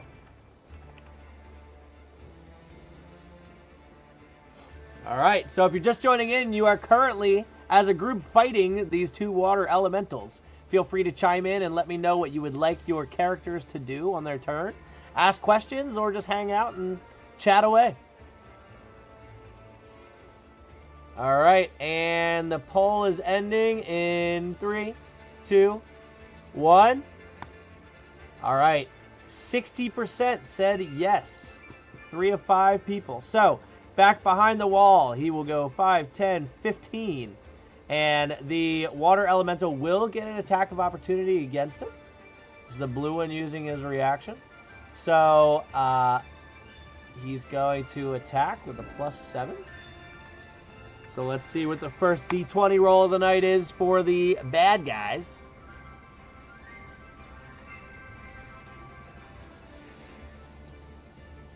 Come on, Nightbot. You know what to do. A 7. +7. 14 to hit Walsen as he backs away. And Walsen's AC of 15 just protects himself. So, the water elemental misses as Walsen backs up behind the wall. All right, and that is the end of his turn. So, now it is the water elemental's turn. First things first. Red water elemental is going to move into Captain Ommoll's space. RNG for the win. All right, as he moves into the space, he is going to... water elemental can enter a hostile creature space and stop there. Each creature in the elemental space must make a DC 15 strength saving throw. So I need a D20 for a strength saving throw, please.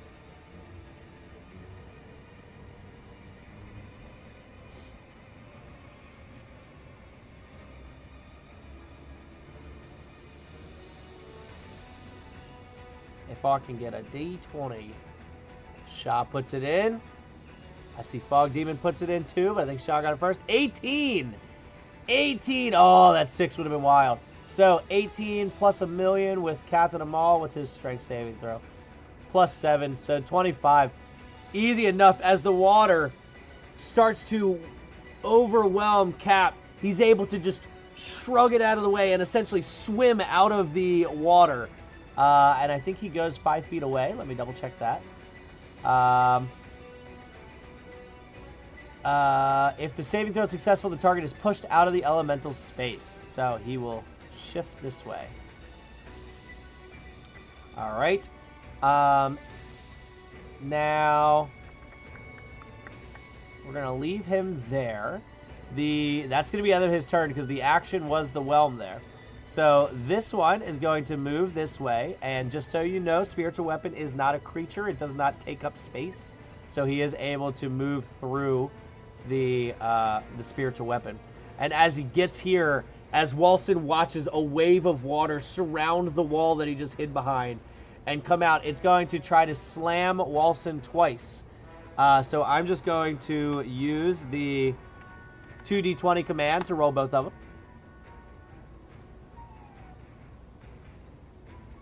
A nat 20 and a 15. Ouch! Ow! Whew. So as he does so,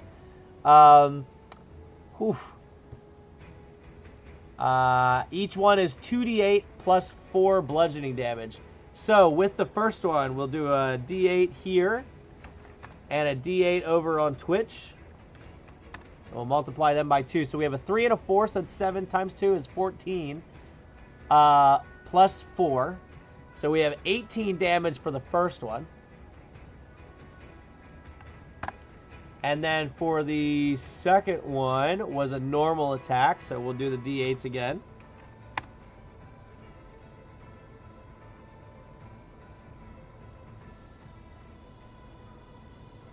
He does have resistance to a saving throw, but in this instance, he will not be doing a saving throw because I didn't have this one using the whelm feature. So we have a 4 and a 3 again. So 7 plus 4 is 11. Whew! Walsen takes some massive damage there. Our healer's already dead. So someone sits with you at the lunchroom.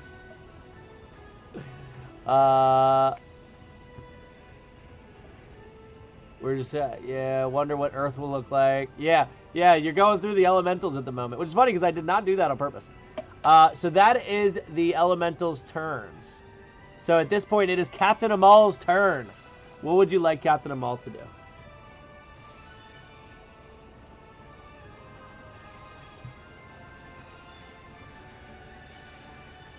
Oh, and just so we are clear, I know it happened before a lot of you got on. Widget had them buy 4 healing potions and a potion of greater healing before heading out. We'll just say that each one of them has a healing potion, and then Walsen has the additional potion of greater healing.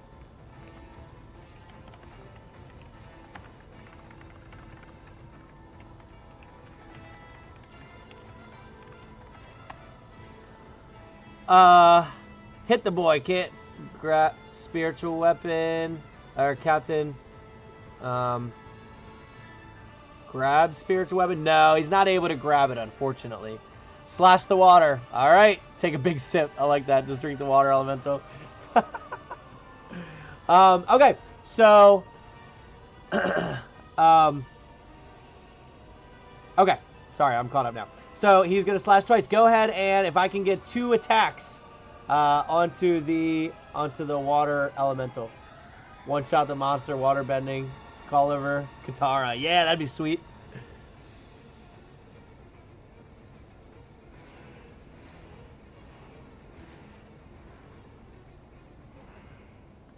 We have a 9 for one of them, and I think it's +7, right? I'll double check that. That is correct, +7. And a 10.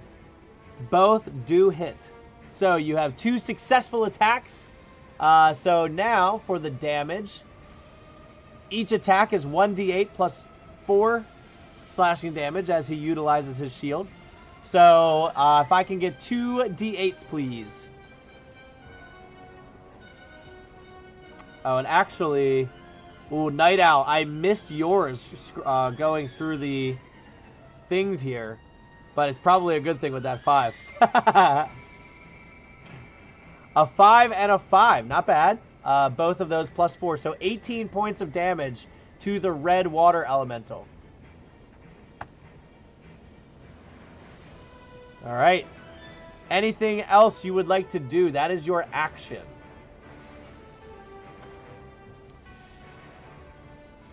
Just realize. Oh, there you go.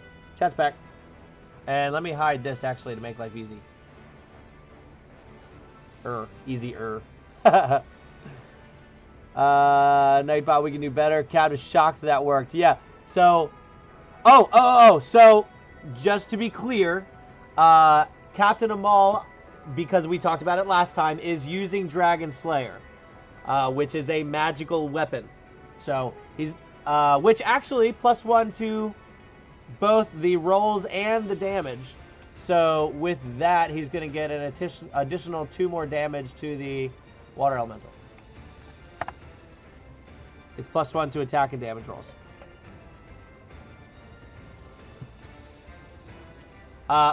But yeah, essentially a normal sword would not be doing as much damage. I'll have to put that on the character sheet at some point. So are you doing anything else? Is he using his bonus action? Or is he done? Or is he moving? He could also move still.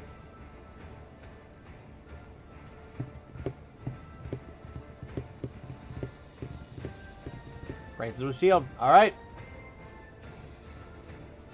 An enemy, the rose of copper, the regime. Can he hit the boy again? Sure. So if you want, we can use the bonus action to... Well, actually, no. The bonus action is second wind. You can just use action surge as is.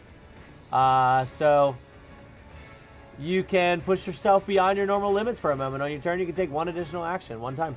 So go ahead and roll 2 more d20s to see about the next 2 attacks against this water elemental as you slice through it.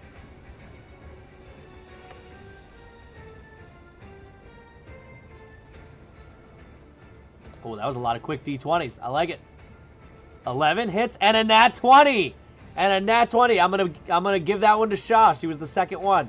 Fog Demon hits the 11. Shaw with the 20, coming in from last week's MVP. So go ahead and roll 2 d8s, and the second d8 will be ×2. Nightbot's been promoted. It's a love-or-hate relationship. It's a love-hate relationship. A 6, huge. Let's see what the next one is. Shaw, if you roll an 8. If you roll an 8, you might have to do it again. I think the timeout unfortunately kicked in.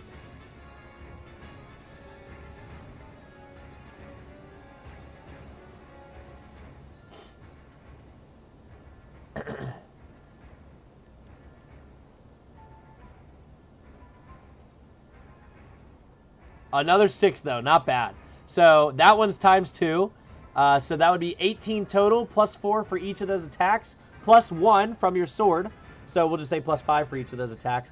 That is 28 more points of damage to this water elemental. As Captain Ommoll, swimming out of the water elemental, turning around with sword in hand and just... like, I don't even know. What does that even sound like, slicing through water as you're going through and you're watching it splash water out into the sand, and as it hits it, it just...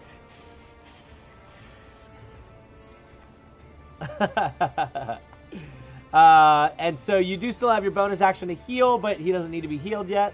And he does have movement. So as he's screaming, "Die, water, die!" Going through it, would you like him to move, or is he staying where he's at?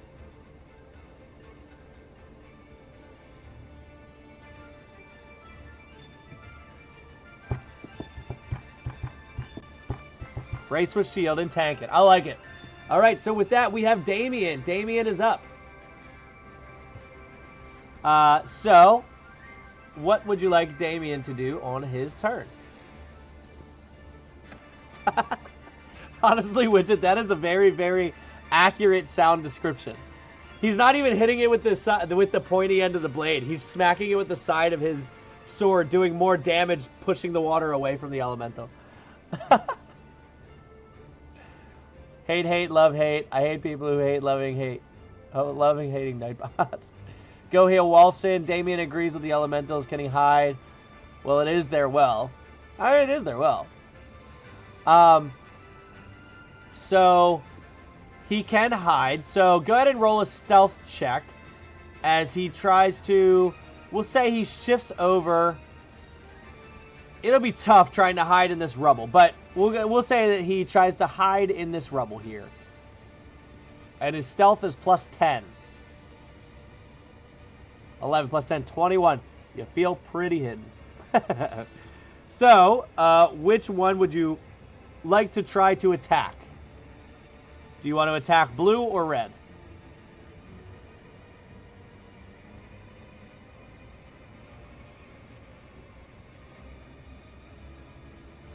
Blue. Blue it is. All right. So, with advantage, go ahead and roll. Oh, I see blue or red. That's funny. Here, I have a way of fixing that. Blue or red. And pulls up. So, who are we attacking? Blue or red? I have the poll up now. You can go vote. 4 votes. Oh, it said 4 votes for a second. That was fast. Yeah, 4 votes, 100% for blue. 6 votes for blue. All right, blue it is. All right, so as you attack blue, go ahead and roll 2 d20s. Because we are rolling at advantage, and then you will get the sneak attack bonus.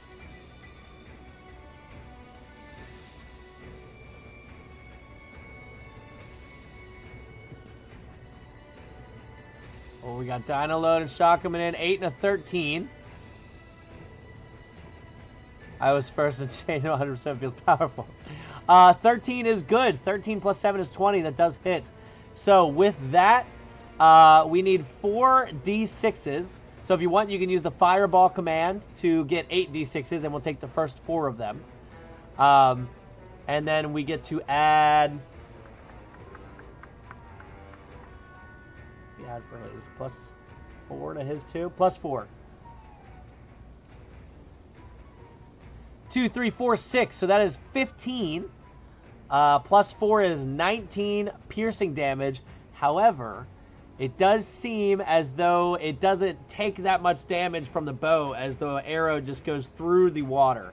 So it will instead take half rounded up. So blue will take 10 piercing damage. All right, and now is there anything else that you would like to do? Yeah, it's, you know, it's, we'll call it watered. Does Damien have anything magical? He does not. He is simply martial character. But he has used his bonus action to hide, and he has used his action, and he's used 10 feet of his movement. So... No, he's ordinary. I'll say that you probably don't have much more you can do on his turn, unless you would like to move him or keep him there. It's up to you. It's like edible water fog. Yeah, he needs some dipped arrows for sure. So would you like him to move or stay where he is?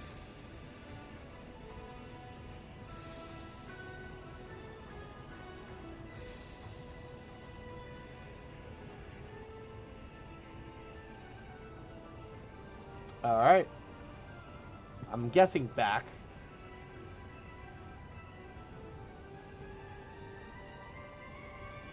Move behind the wall. Okay. All right. All right. Behind the wall he is. Now it is Lenka's turn. What would you like Lenka to do?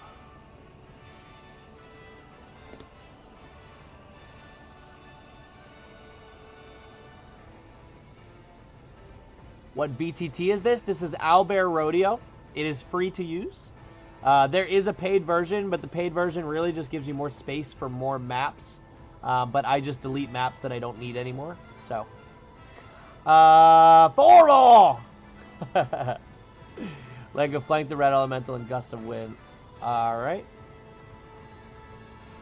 We'll have Lenka shift over a little bit. Yeah, we'll put him there. And with gust of wind, let me double check one thing. You won't be able to cast both at the same time because they're both regular spells.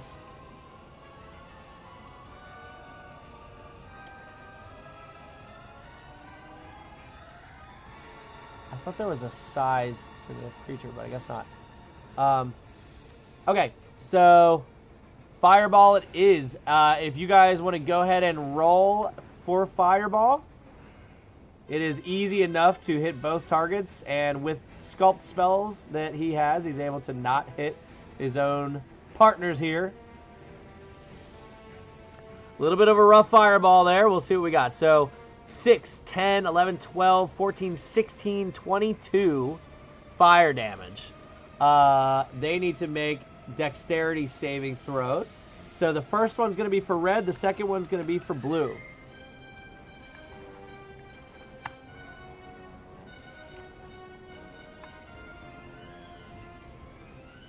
Can the fireball be moved to not hit the well? Sure. Because I forget how many he's able to get. He might actually not be able to do that. I think it's a number of people equal to the spell's level or something. You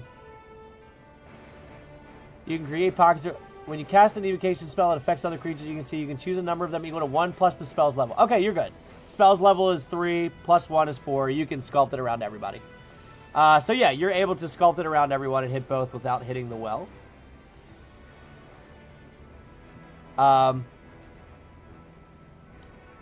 A 14 and a 4. And the dexterity saving throw is +2. So 16 and a 6. And I believe the spell save DC is 15. It is. So red saves and takes half of the 18, I think it was. 6, 10, 11, 12, 14, 16. No, 22. So red takes 11. And blue takes the full 22.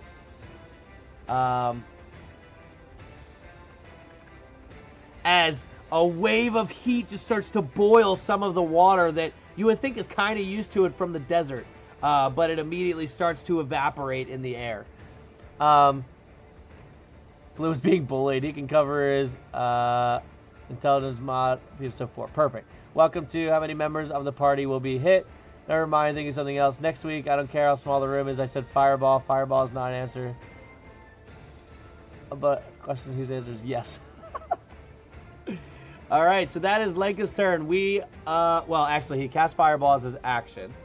The only bonus action he has is Misty Step, which I imagine you don't want to use. So he could move. You've used like 10 feet of movement, but I doubt you want to move. So at this point, I imagine his turn is probably over.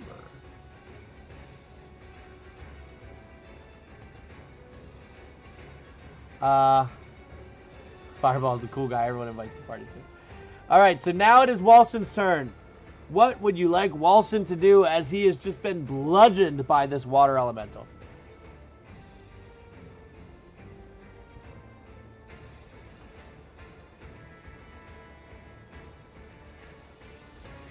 Can he run? He can. The water elemental will get an attack of opportunity. Since it's had his turn, he has gotten his reaction back. Drink potion, then beacon of hope. All right.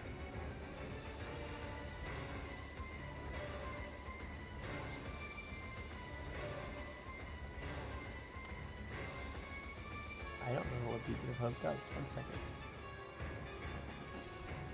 Beacon of hope. Casting time, 1 action, concentration up to a minute. This spell bestows hope and vitality. Choose any number of creatures within range for the duration. Each target has advantage on wisdom saving throws and death saving throws and regains the maximum number of hit points possible from any healing. Alright, so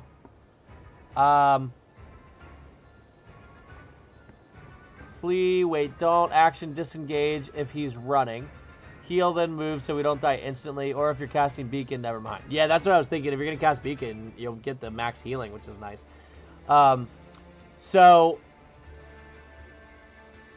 Okay. So he will drop the resistance. He will cast Beacon of Hope. Range 30 feet. So that will actually hit 5, 10, 15, 20, 25, 30. Nice. Lenka's right in the range of that. So choose any number of creatures within range. For the duration, each target has advantage on wisdom saving throws and death saving throws, and regains the maximum number of hit points possible from any healing. So, he casts Beacon of Hope. Then, as I mentioned before, I allow you to drink the health potion as a bonus action and roll for it, or as an action and get the max. He will drink it as a bonus action, but since he now has Beacon of Hope on, he's going to get the max from the healing potion. Do you want to use the greater healing potion or the regular healing potion? Save game so we can return to this point if something goes wrong. Because he is the one that happens to have both. Regular healing potion. So with that, he will gain 10 hit points back. Alright. And the others also have the advantage now. And then he will run away. And as he goes to run away and gets out of range, they will get a free attack on him. Let's see what we got. See what we got.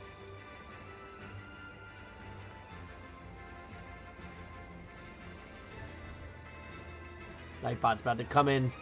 Oh, 6 plus 7. That is 13. That is not going to be high enough. So, as Walsen casts the spell and emits this green ring of healing that just wafts out over his fellow adventurers, he immediately just takes the potion, uncorks it, drinks it real fast, and begins to run away. And as the water just swings by, splashes down on the wall as Walsen dodges it going through and continues to run away. So 5, 10. He has moved 10, 15, 20, 25, we'll say 30. Oh yeah, you can't see Lenka. Sorry. There you go. All right. And so he used his action, he used his bonus action, and he used his movement. So that is the end of his turn. With that, let's see. I think that the water elemental and being struck by the arrow is going to come try to whelm Damien. Now, for those of you wondering why I'm moving through rubble and walls, water elementals have the water form trait. The elemental can enter a can enter a hostile creature's space and stop there. It can move through a space as narrow as 1 inch wide without squeezing. So as it just starts to maneuver around all the rubble and through the rocks and through the wall, it immediately just surrounds Damien as he's kind of hidden behind the wall waiting to pop back out with another one. He's reloading, and all of a sudden he can't breathe anymore because he's just in the water.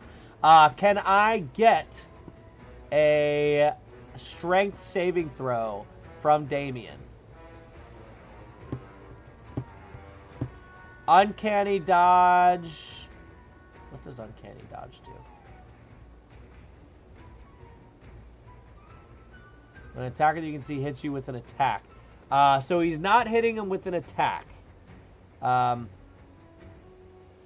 I guess he will be. So if he gets hit. Yeah, only if he takes the damage. Strength saving throw to get out. 18! Damien! Oh my gosh. Alright, Shaw, you're not allowed to roll anymore. Nice roll, nice roll. So with that, and the strength saving throw being plus 0, it's still 18, he manages to get out of it and get pushed backwards 1. Huh! And so that will be the blue elemental's turn, who has literally done like 0 this fight other than the big hits to Walsen.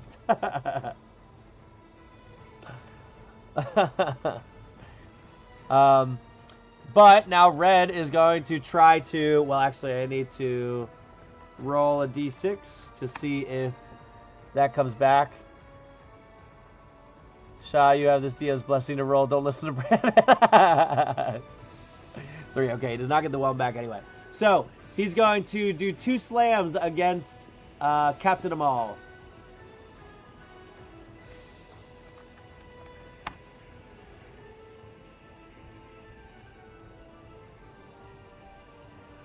A 12 plus 7 and a nat 20. Hello, Nightbot, my old friend.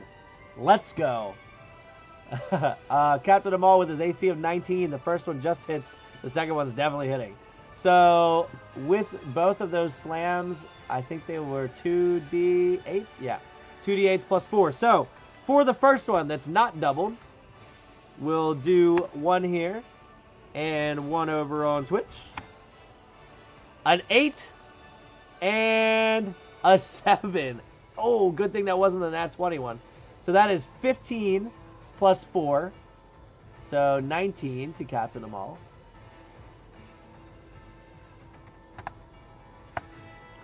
And then the second one.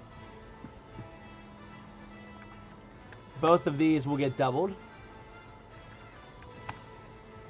A 3 and a 6, so 9 times 2 is 18 plus 4 is 22 points of damage to Captain Ommoll. Wow! As much as you guys think my bot's rigged. Hey, I'm just saying, all I know is I don't have anything to do with this bot. Half the time, I couldn't even get it working in the beginning. And now, it has learned. Captain Ommoll hanging on by a thread. Because I rolled super low on that second one.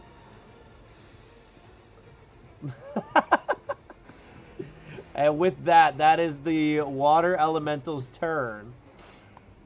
We will head to Captain Ommoll, who just got obliterated. So Captain Ommoll did have his shield. There's really no... So you can take the dodge action. But unfortunately, that's literally an action. And because you guys attacked last time... he didn't have that action to add that, to use that dodge action. So, just bracing with a shield, unfortunately, doesn't really do anything extra. It's more thematic. But the shield does give you +2 to your AC, which is why he has a 19 for an AC. Nightbot craves entertainment. What would you like Captain Ommoll to do? You spelled sacrifice wrong.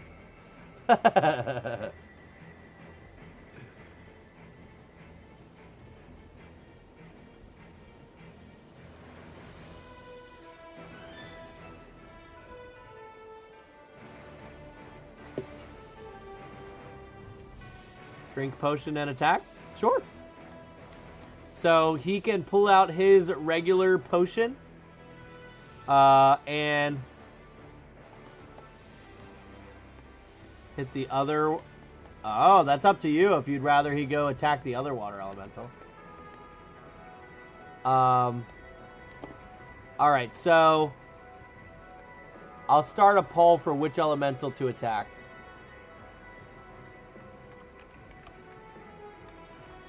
Should he attack blue or red?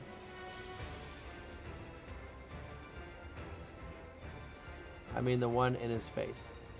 Oh. Come, why can't... Oh. Here goes my keyboard again. Act it up. Which one would you like to attack?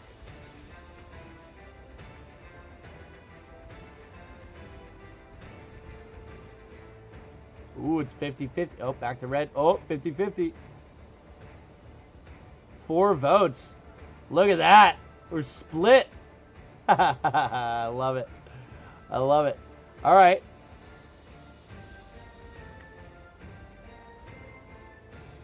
So now we leave it up to a D20. I'll roll it. 1 through 10, he hits blue. 11 through 20, he hits red. All right, he's going for blue. So he's going to... He can't handle an attack of opportunity. It's true. Honestly, a good point. So then do we stick with red? And is he drinking the potion?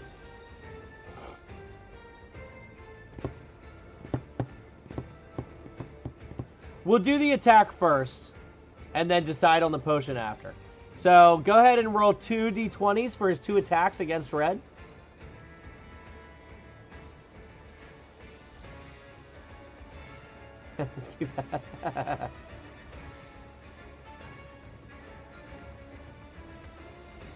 A nat 20 and a 10 plus 7 does hit.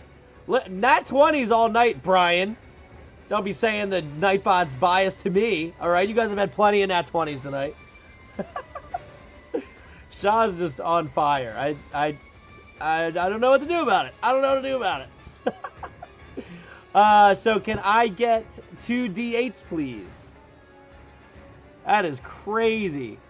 So the first one gets doubled. The second one is as is.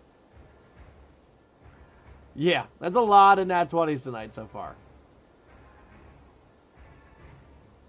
Just cast Fireball. So... Wait, is it a d6 though? Was I wrong? It's a d8, right? Yeah. So one of the d8s was a 4, and that's the one that's doubled, so it's doubled to 8. Plus an additional 4 is 12 damage to red. And then we need one more d8 rolled.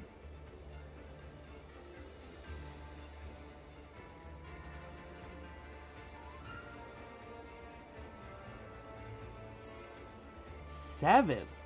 Man! Plus 4 is 11 points more to red. All right. Now, do you wish to drink the health potion? As a bonus action, you'll have to roll the 2d4s plus 2. Oh, yeah, you don't have to roll. Oh, yeah. Use your bonus action now. Great idea, Widget. Great idea. So use your bonus action. So you've used your action. You use your bonus action to cast, or to use Second Wind. On your turn, you can use a bonus action to regain hit points equal to 1d10 plus your fighter level. Your fighter level is 5. You get the max being the d10. So 15 points of healing to Captain Ommoll. Good call. All right. And are you staying put or are you moving? Final question.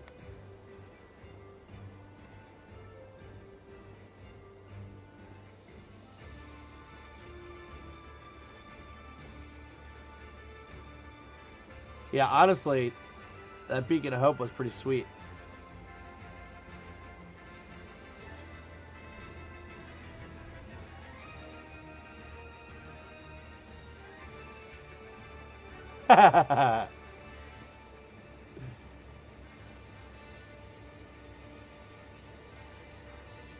Move behind the wall near Lenka. All right, and actually, I'll just put a pole. I should use these poles quicker. Move towards Lenka. All right, poll is up. Should Captain Ommoll move towards Lenka? Yes or no?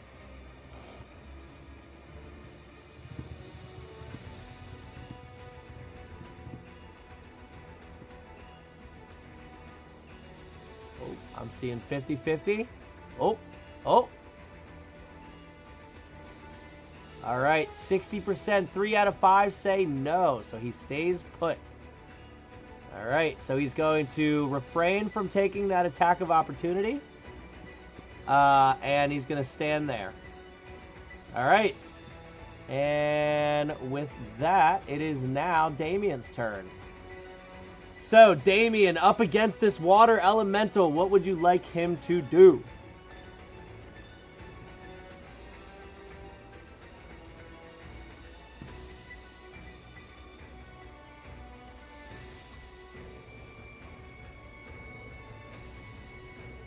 Run and shoot. All right, so he's going to bonus action disengage. And run. I don't know which way you guys want to go. Maybe behind this wall?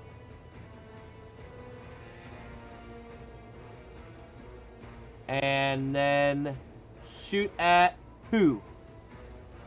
To be honest, Damien is really just the annoying kid for these enemies. Yeah, he really is. Okay, so do you want to shoot red or blue? Okay, blue. Now, I will say with blue, you will not get the sneak attack. Because to get sneak attack, they need to be next to one of your allies, or you need advantage, which you don't have either. With red, he's at least next to an ally, which it looks like Widget just said the same thing, actually. No damage, not meat shield. The irony of day, final blow on any of them. Yeah, for real.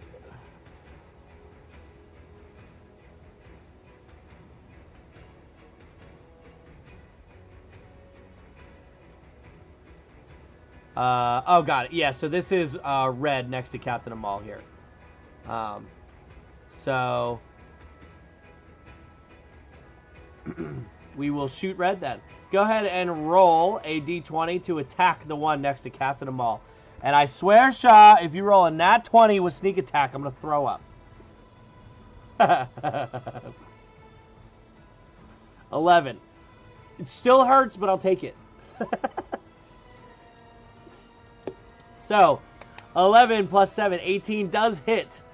So, go ahead and roll 4d6s. You can use Fireball and take the first 4d6s. And we will add 4 to that. But then we will have it because I am a generous goddess. Yeah, I appreciate you giving me one not nat 20 attack.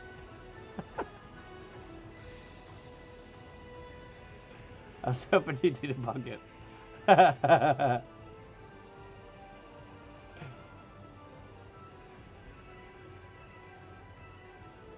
So we need 4 d6s. You can use the d6 command, or you can use the fireball spell, whatever is easier.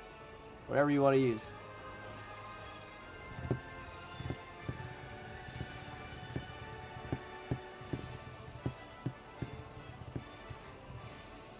Next town we're in, buying a mop. You're just buying all the specific ways to take down literal elementals. 4, 4, 3, 2, 8, 9, 10, 11, 12, 13. Plus 4 is 17. Divided by 2 rounded up is 9. So 9 points of damage to red. All right. Because the Earthmen are up next. You never know. You never know. So he used his bonus action, he used his action to attack, and he used his movement to get over there. So that is Damien's turn. It is now Lenka's turn. What would you like Lenka to do? Who has used a 3rd level spell and a 1st level spell. You have to do it for the complete set. Fair. Fair. Witch Bolt. Alright. Slide down here. Oh, why can't I see it? Witch Bolt. Alright. So, with that, using your action, a beam of crackling blue energy lances out towards a creature within range, forming a sustained arc of lightning between you and the target. Make a ranged spell attack against that creature. On a hit, the target takes 1d12 lightning damage. And on each of your turns for the duration, you can use your action to deal another d12 lightning damage to the target automatically. Spell ends if you use your action to do anything else. Spell also ends if the target is ever outside the spell's range or if it has total cover from you. Alright. When you cast a spell using a spell slot of second level or higher, the initial increases by 1d12 for each. What level are we casting it at? Are we casting it at first level, second level, or third level?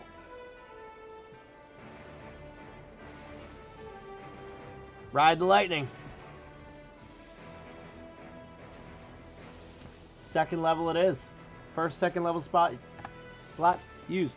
All right. So, can I get a d20, please, to attack the water?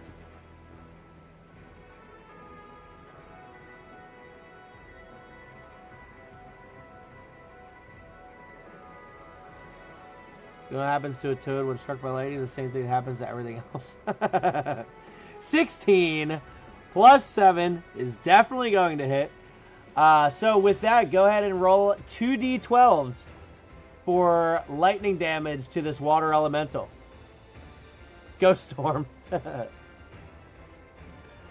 As Lenka starts to hover in the air and his white hair starts to go out and lightning bolts start to 11. Holy cow. Can we relax? Can we relax? Y'all saying Nightbot's biased. Yeah. Yeah. It is. We'll need one more D12.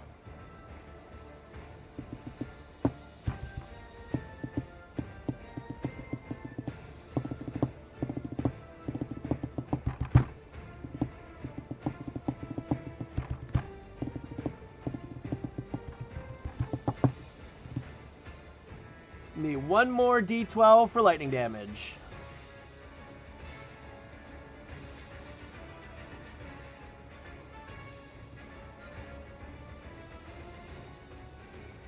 Dieter, what's going on?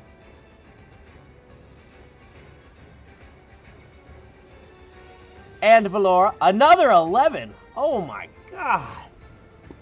22 points of lightning damage to blue, right? Is that who you were attacking? And it now has an arc of lightning between it and Lenka. Yeah, you guys are just breaking Nightbot at this point. Alright. So that is his action. He doesn't have any bonus action except for Misty Step, which I doubt he'll use. And it's up to you if you want him to move. Do you want Lenka to move or stay? Plot twist. Shah is Nightbot.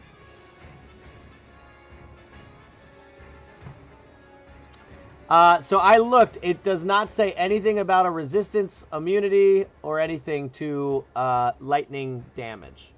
So I guess not. I would have thought that maybe it, like, if anything, I would have thought that maybe it took half the damage and just conducted the electricity. Or if it, like, added lightning damage to its attacks, too. That'd be kind of cool. Lenka moves near a big pile of rocks. Alright, so 5, 10, 15, 20, 25. We'll say he shifts this way. We'll say he goes here behind the wall maybe and back up behind Damien a little. There are a lot of monsters that you would think they're resistant or vulnerable to this damage type, and they aren't. Can't stay too long tonight. Unfortunately, kids' first day of school in the morning, but we wanted to check in for a bit at least. Super cool. Super cool. Have a fun day at first day. Just, yeah, ours isn't for another 2 weeks, week or two. I'm not sure. My wife's a teacher. I should probably know. Just thought we need a sponge. Yeah, that's all you need is one big sponge. All right. So it is now Walsen's turn. What would you like Walsen to do?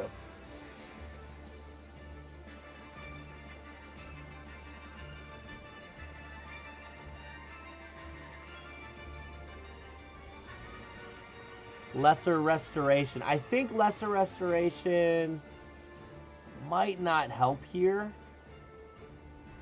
You touch a creature, it can end one disease or one condition. Blinded, deafened, paralyzed, or poisoned, which none of them are at the moment. So, Lesser Restoration actually wouldn't do anything here at the moment.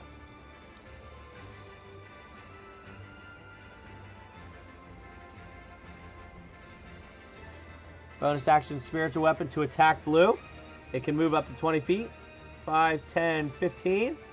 And as this sphere comes flying over to it, it's going to blast it in the back. Go ahead and roll a d20 for me to attack with a bonus action.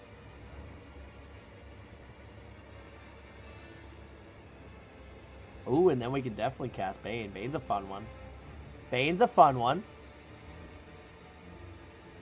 Shaw with the d20 to attack. This is ridiculous. Yeah, and then of course the 3 comes right after it. 19 plus 7 does hit. So go ahead and roll 2d8s for your damage with your 2nd level spiritual weapon.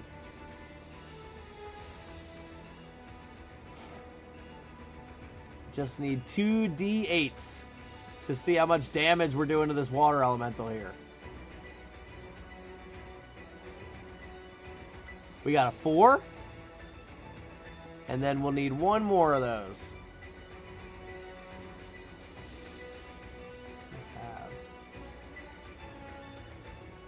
You could... like Zeus and Aphrodite. What's it gonna be? Oh! The blue elemental is still standing. Wow. And then he's going to cast Bane. So Bane will drop the concentration on whatever the other thing he cast was that I can't think. Beacon of Hope.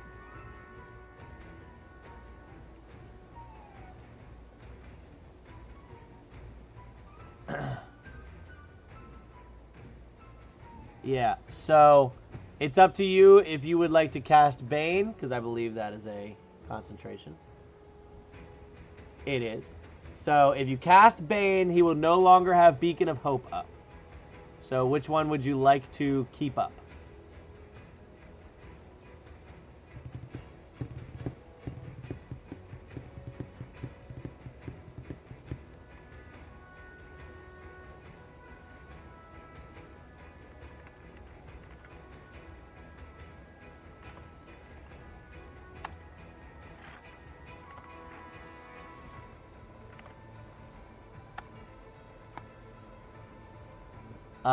Bane. Okay.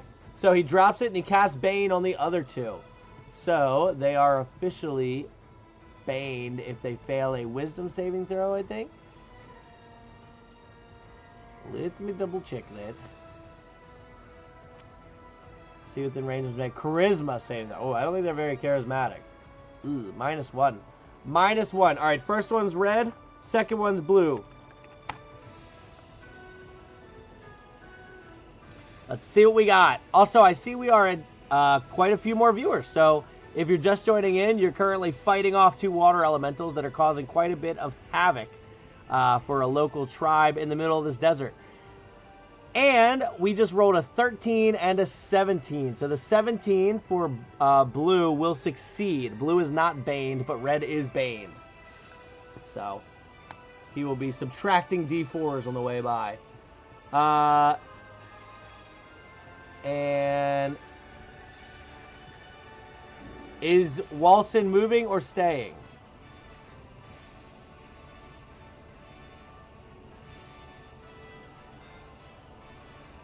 The water guys can't have charisma because they don't have faces. He's moving, all right? 5, 10, 15, 20, 25, 30. All right, near the others. Got it. And with that, it is the water elemental's turn. So he's going to turn 5, 10, 15. And essentially Captain Ommoll is just going to get 4 slam attacks against him, 2 of them being baned. Which actually, is it just once per turn? I gotta check how Bane works. Bane. Whenever a target that fails saving throw makes an attack roll or saving throw before the spell ends, the target must roll a d4 and subtract the number. Okay, so it's on all the attacks. So, we will start with Red just to go ahead and do the Bane. So, here are both of Red's attacks.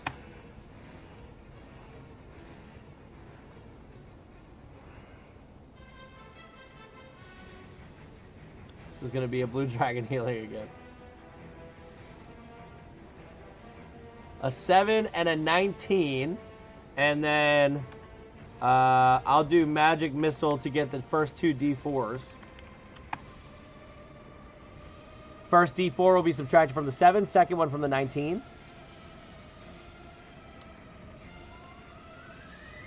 Four from the 7 to a 3, and a 1 from the 19. So the first one misses, the second one will hit. Then I'll do the next 2 real quick. So right now we have 1 attack that is successful. And we'll go ahead and do the 2 D20s from blue. A 19 and a 13, both plus 7, both will hit. So 3 successful attacks against Captain Ommoll. And with that, we're going to be rolling 2 D8s for each one and adding 4 to each one. So we'll be doing 6 D8s altogether. There's 1 there. And 1 over on Twitch. We have a 3 and a 3, so 6 plus 4, 10 points of damage to Captain Ommoll. Then we're going to do that again. We got a 3 and a 3. 6 plus another 4 is 10 points of damage. And with that, he goes down. And since the water elemental does not have anyone else to attack, it is going to have to take its attack on Captain Ommoll. We have a 5.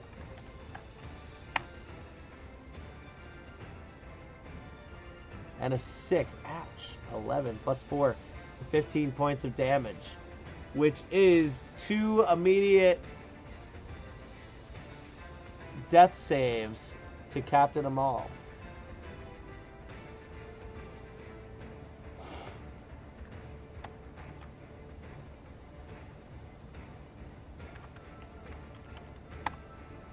All right.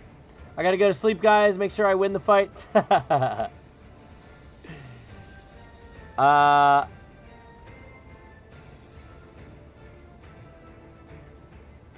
So, Shah, I will say that I hadn't quite finished the turn yet, so we won't count that as the death save.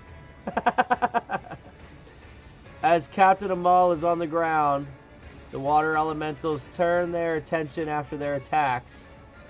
5, 10, 15. And they're going to be moving towards them. So each guy got 2 attacks. The red one missed one of his 2, so he got to hit once, and then the blue one got to hit twice. And every attack got 2 D8s.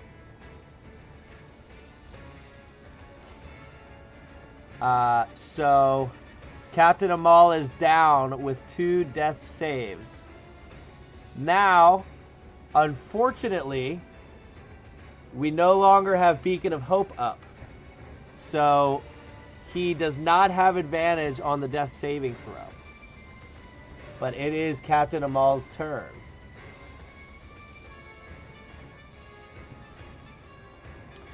So, if I could get someone to roll what could potentially be the final death saving throw for Captain Ommoll, who lies bruised, beaten, and battered on the ground. Shah rolls the D20. Who better to do it? 19. 19. Captain Ommoll comes in with 1 success.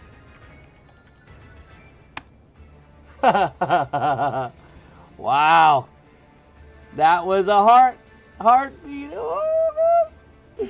All right, so Captain Ommoll lays there, nearly lifeless, unconscious, clinging on to life.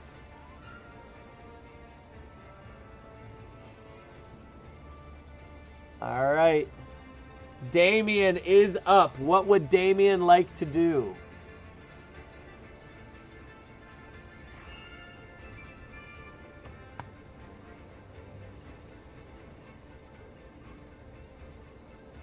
Yeah, there were 3 successful hits. Blue was successful on both of its hits.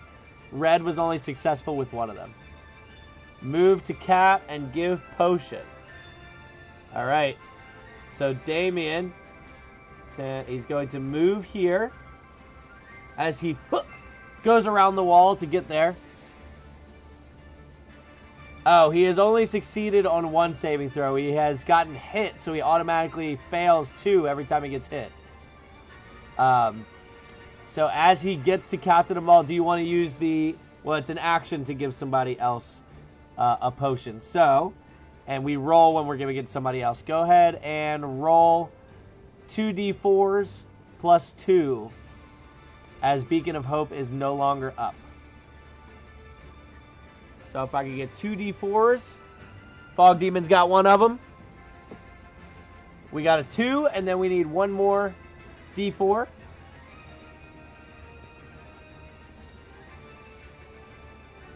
We got a 1. So 3 plus 2, we got 5 points of 5 health added back to Captain Ommoll as he takes a deep breath and starts coughing up water.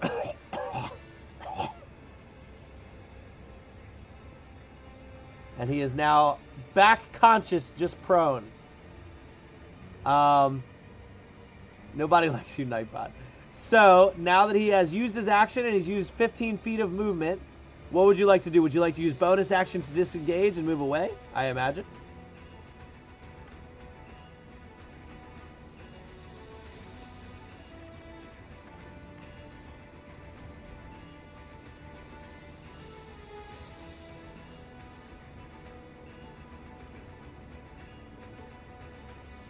If you take damage while unconscious, you only fail 1 saving throw per hit.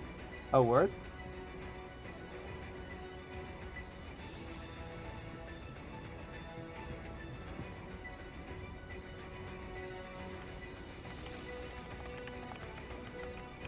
This is why I need you here, Widget. Keep me in check.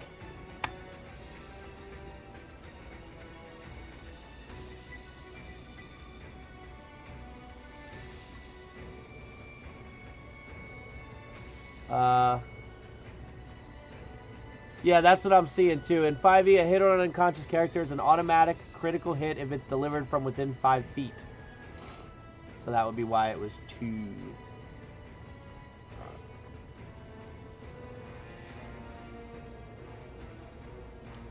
But I could be wrong. But in the meantime, whilst we figure it out, yeah, read the first part.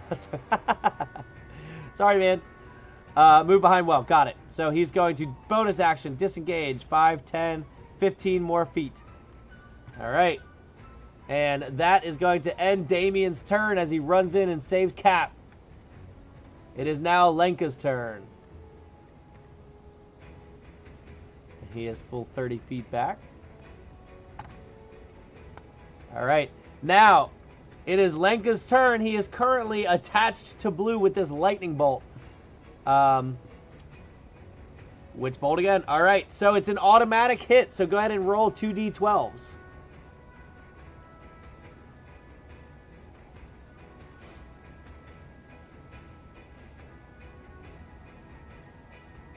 Did I add which bolt? Mike, what's going on?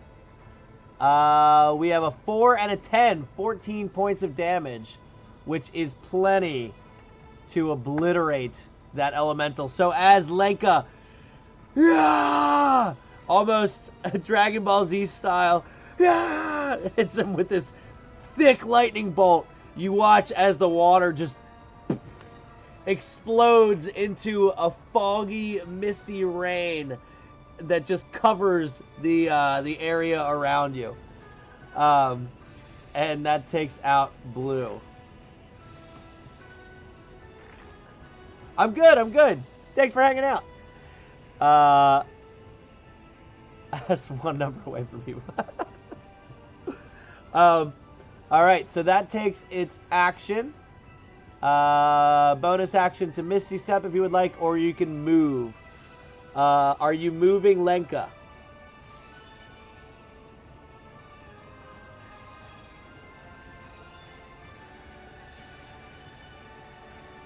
Got it. Glad to have you. Glad you've been hanging out. I'm thinking this one might not be as close as the other ones were, but Lenka moved behind the pile of rocks. All right, 5, 10, 15, as we stay out of that melee range. 20, 25, 30 as he goes to get behind the rocks here. He's working on it. All right, and with that, it is now Walsen's turn. Oh, move screen. Got it. I appreciate you. And then who am I? We can see. No, we can't. We're missing Lenka. There you go. All right. Remember, I saved the game, so we TPK. We're fine. What would you like Walsen to do?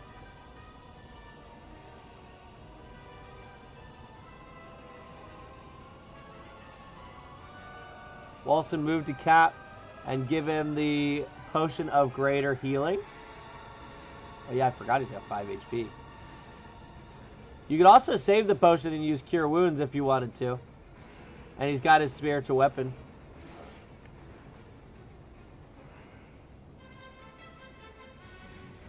Five, 10, 15. So we'll go ahead and make the attack with the spiritual weapon while you decide what you want to do with either the Cure Wounds or give him the potion. Either way.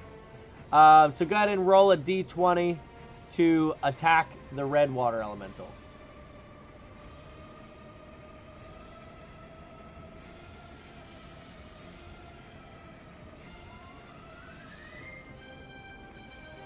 Cure Wounds. 19. Shah. Insane. Literally insane. 19 obviously hits. Go ahead and roll 2 d8s. To attack the water elemental with the spiritual weapon. All right, Mike's coming in with 1. Dieter with another. We got 2. And no way it timed out that fast. All right, we'll need 1 more. You'll have to do it again. It timed out, unfortunately.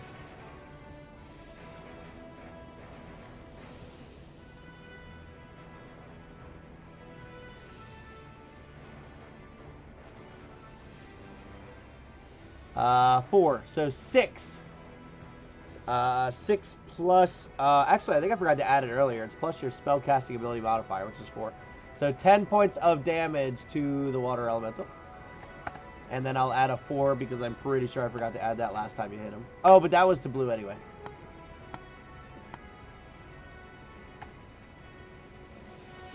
All right. And now I saw people were agreeing with Cure Wounds. So Walsen, I think Cure Wounds. Oh, actually, you might have to touch for Cure Wounds now I'm thinking about it.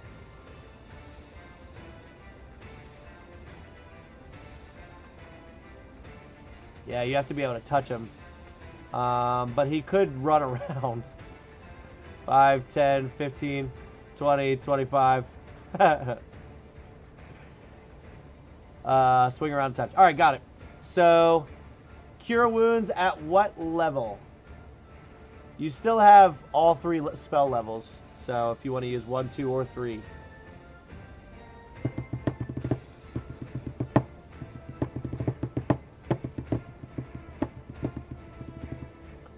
Level 3 it is. So, he also gets that Disciple of Life bonus. So with Cure Wounds, it will be 3d8 plus your spellcasting ability modifier plus is the Disciple of Life bonus again? There it is. 2 plus the spell's level, so +5. Thanks, Widget. I caught it just before you put it in there. So, I see a 2, another 2. Ooh. And we need one more D8. So far, they've been a little low. D100, yeah.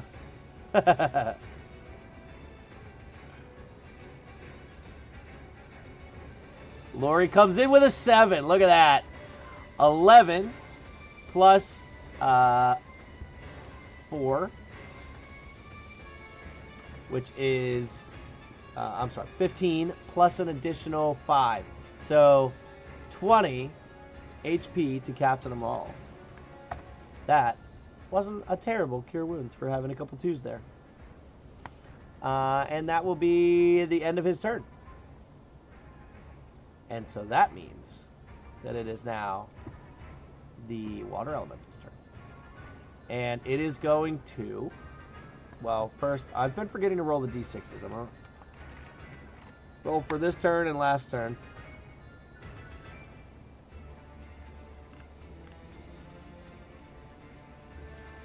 Come on, Nightbot. Hurry it up.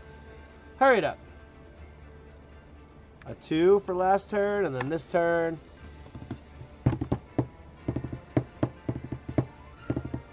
A 1. So he does not get it back. So he's going to do 2 attacks against Walsen as he's standing there. 2d20. How about another nat 20, eh? It's been a little while. Nope. So 14 and 16. The first one misses. The second one, so it's 14 and 23. Second one does hit. And so he'll get to roll 2d8s. I'll do 1 here, and I'll do 1 over here. And I'll be able to add 4. A 1 and a 4 is a 5. Plus 4 is 9. Oof. This Water Elemental is weak at the moment. And that is its turn. Captain Ommoll's turn. I'll just go ahead and put him in position. If you want to go ahead and roll 2 d20s for your attacks, as I'm assuming you probably will.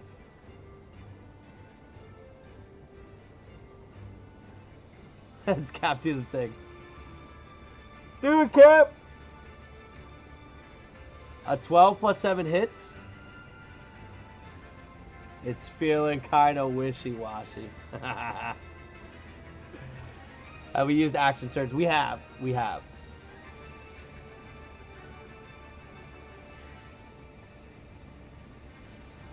There's the nat 20. Sheesh. Man, I was supposed to get that. That was supposed to be the Water Elemental's nat 20. Yeah, unfortunately we banned that feat. Sorry, Fog Demon. Can we go ahead and get 2 d8s, please, for the damage, and we will double the second one. And we'll add +4 to each one, plus an additional 2 to each one for using Dragon Slayer, the sword.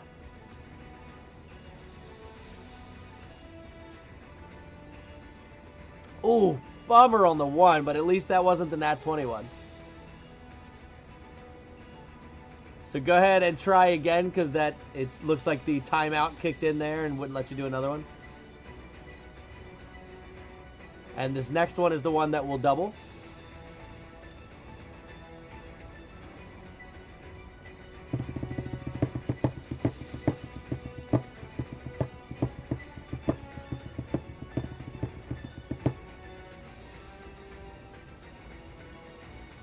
Oh, wrong one.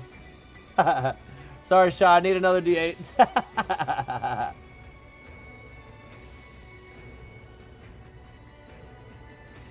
Where's this music coming from? Are you genuinely asking what app I'm using, or are you saying that out loud as a character, as if it was playing in the ether?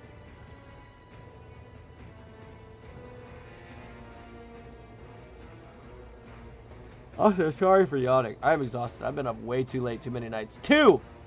So 2 plus 1 is 3, but the 2 gets doubled.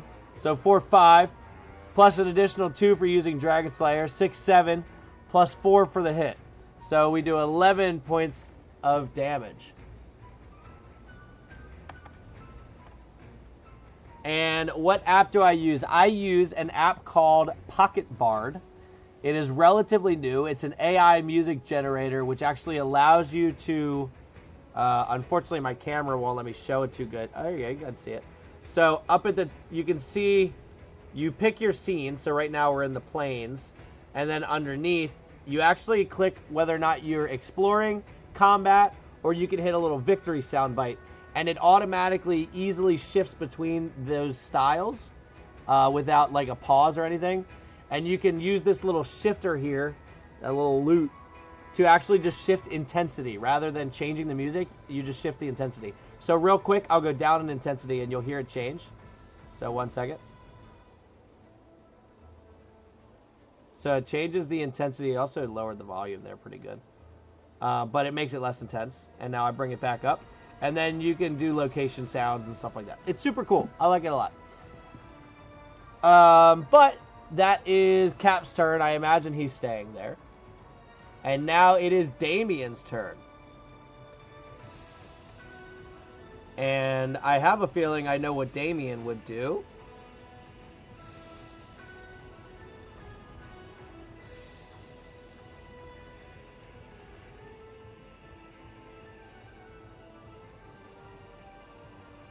Also, I'm a little bummed. I just found out that Meyer is following you.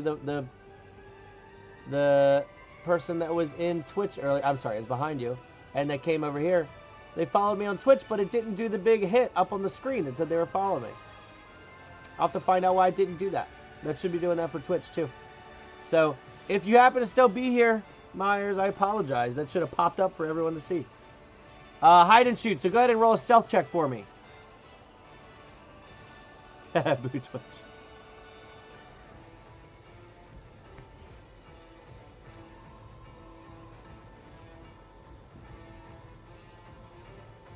All right, need a D20. Shaw's rolling it, great. 15 plus 10 to hide. You feel very hidden. Go ahead and roll a D20 at advantage to attack the creature who's next to your buddies. So you're going to be getting sneak attack no matter what anyway. While you roll that, I'm going to get one more drink. And not any more of this gross Baja Blast. A 1 and a 10. So 17 does hit. So go ahead and roll. We need 4 D6s. You can use Magic Missile if you want.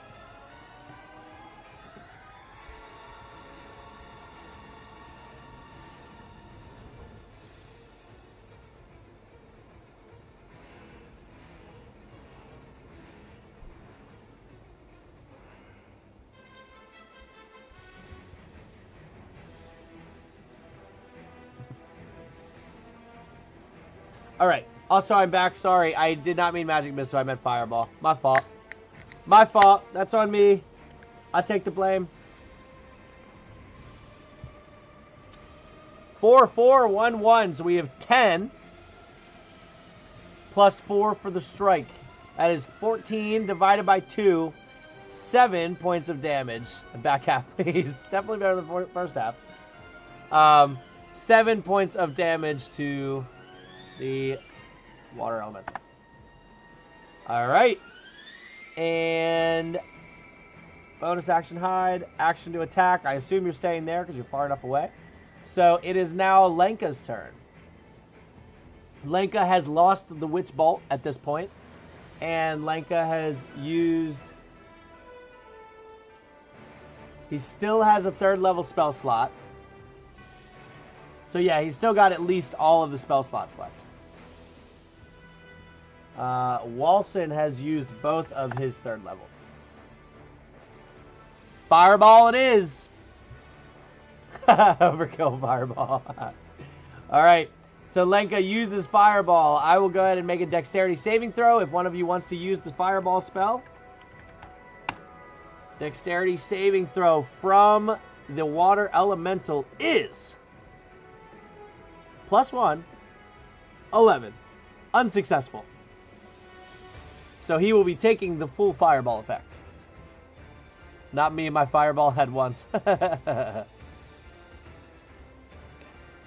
Holy cow. 5, 6, 7, 8, 9, 10, 11, 15, 16, 17, 18, 24, 25. Fire damage is not resisted. It takes full fire damage for some reason. I'm guessing because boiling hurts, but I don't know.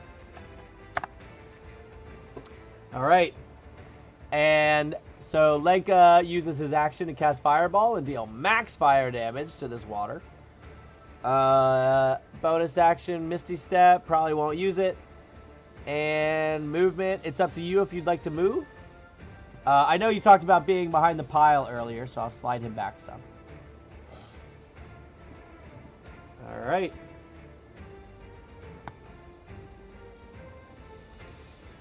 And unless you have anything else you want him to do, it is now Walsen's turn. Sir Walsen Besseteer.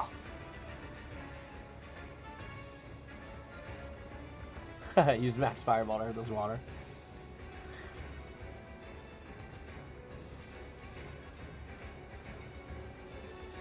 Walsen spiritual weapon. All right, let's see that D20. Let's see something less than 10 this time. What do you think?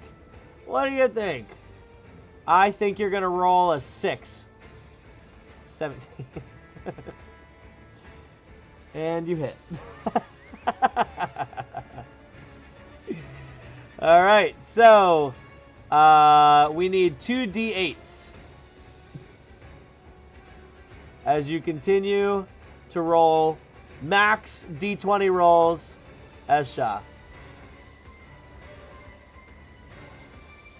We got one coming in from Fog Demon with a 7. Nice roll. We need one more.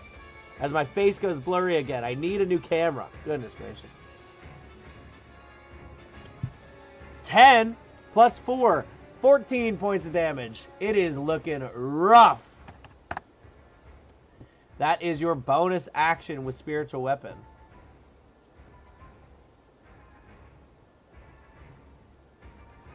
And that takes care of your bonus action. Anything else? I mean, you still have an action. Dun, dun, dun, dun, dun, dun, dun, dun, dun.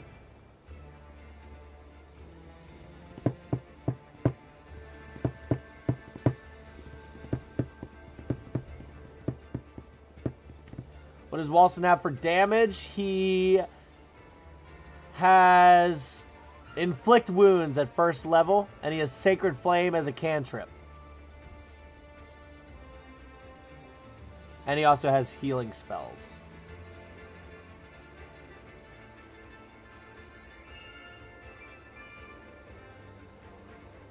Inflict Wounds it is. Alright, so it's a saving throw, right? No, it's a melee spell attack. It's such a broken melee spell attack, by the way. On a hit, the target takes 3d10 necrotic damage. So go ahead and roll that d20. I trust Dieter. Let's do this. Shaw rolls.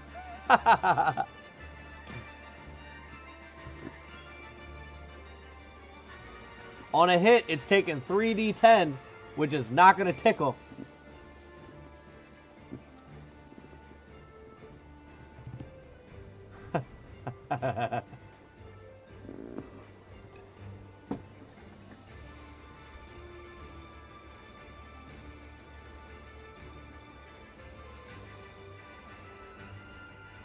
I cannot with this. A nat 20? Are you kidding me? Shah, I don't know what witchcraft you're putting on Nightbot, alright? However you're paying it, I need to find out how to do the same thing. I need a Tootsie Roll break. That is crazy. Oh, alright. It's probably not necessary. No, actually, it's definitely not necessary. But go ahead and roll 3d10s so we can double it.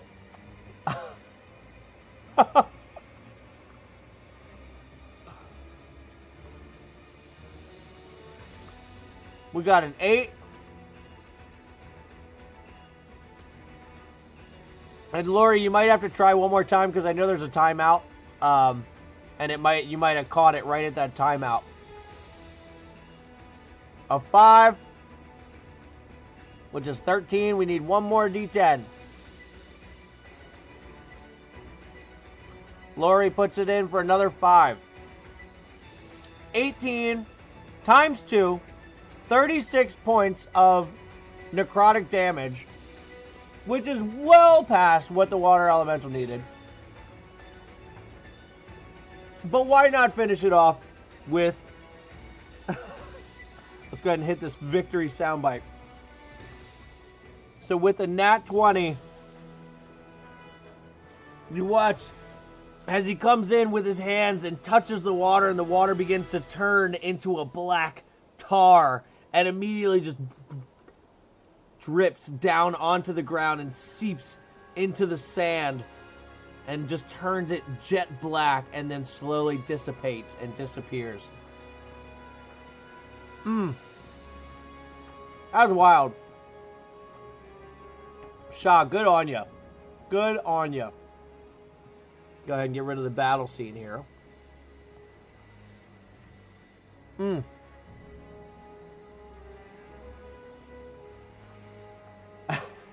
Yeah. Walsen says it as he touches him. Back to the depths, foul beast. All right. And with that, you have defeated 2 water elementals that popped up out of the well. What is it you would like to do from here? Wait, we won an auto. I don't hurt as bad this time. Wait, the well is probably dirtied with tar. So you killed it far enough away for you to feel like it's probably pretty safe. But it also was just part of the magic. So the magic, as it dissipated, the water and the tar kind of dissipated as well and went away.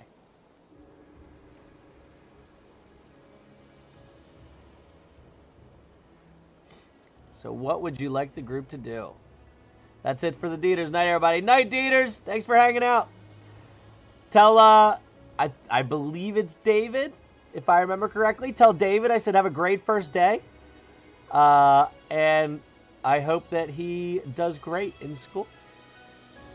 Otherwise, he might have to go on YouTube and try and start a channel. Which is a lie. I did okay in school, by the way. I'm just kidding. I'm still not drinking it.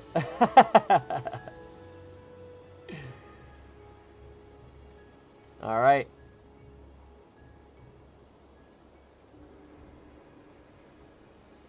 Is there some backstory? Oh, to me? Oh, no. I was just joking around. Damien dips a finger in the well and tastes it. So Damien, as he's standing there, looks at what dissipates, looks down at the well, and it looks clear enough. So he just kind of takes a finger, dips it in, feels cool to the touch. Just tastes pretty good. Would detect magic be able to tell if this well has a link to the elemental plane of water? If it doesn't, might want to let the light steps know. Or if it does, might want to let the light steps know. I would say... so you have the spell slots for it anyway. I'll just say that he casts Detect Magic and does not detect any magic towards the top of the well. What if we swim down it? You can certainly try.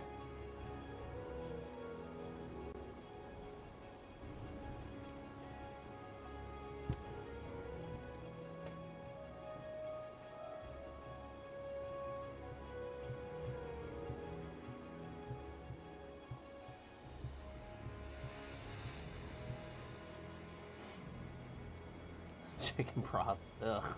It's just a well of chicken broth. Ugh. Maybe it's just not being drained by society, so it can't kind of regenerate. So it can kind of regenerate. You're not sure?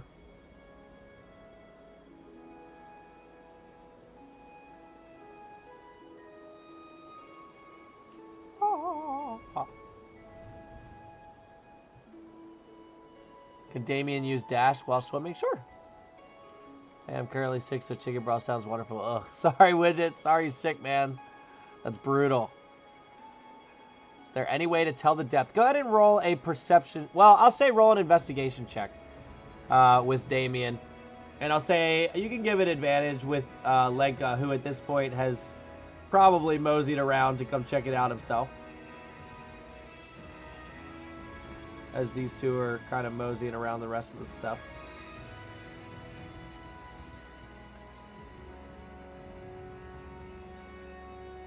So you can do it with advantage. We can get another D20 as well. Probably want it over that too.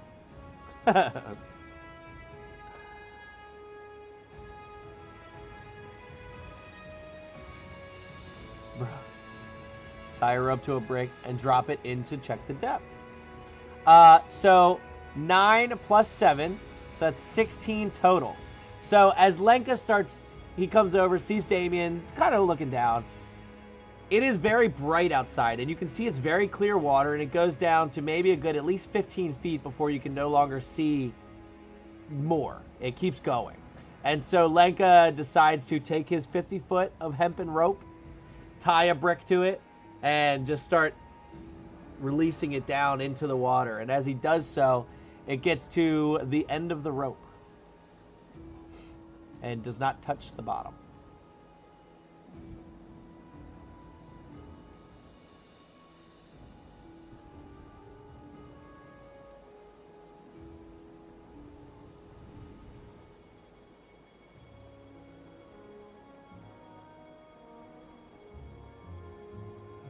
Do we have more rope? You do. Collectively, you do have more rope. So Damien hands over his, and they tie the rest of it to it, and they continue to send it down. And as they do, they get to about... Nope. Nope. They get to the end of the rope. Still does not touch the bottom. Does it feel like the brick is taken by a current? It does not. It feels like it generally would. Just falling down into water. More rope. So as Damien yells out, "Hey, bring us over your rope, Cap." Cap will come over and hand over his 50 feet of rope. And they tie it on there and start going down. And just as they get to the end of Cap's rope, you get a little slack in the line as his hand goes down. And you feel that it's on the bottom of something. Meanwhile, Walsen comes over and tosses a gold piece in. Fling! And you watch as it just drifts down into the water.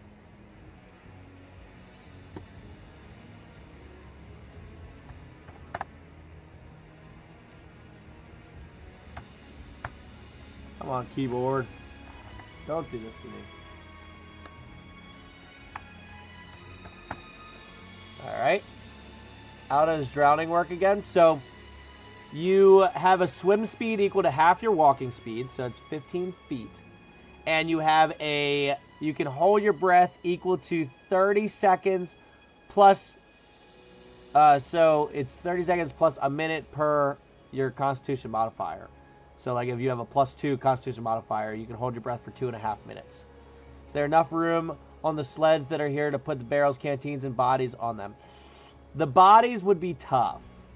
The canteens and everything else you could.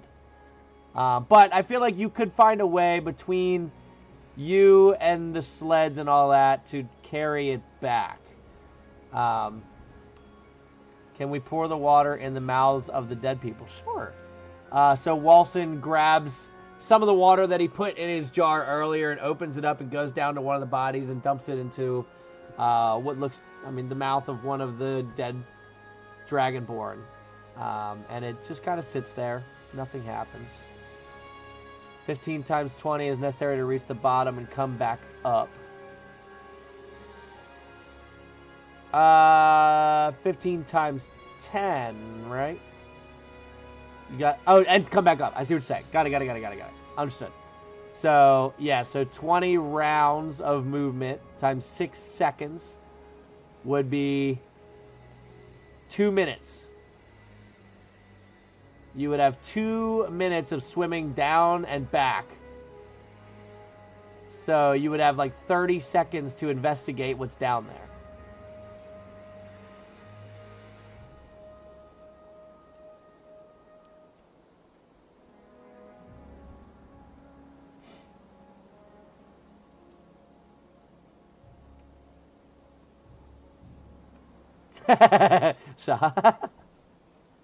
You're pretty confident there's a gold piece somewhere down there.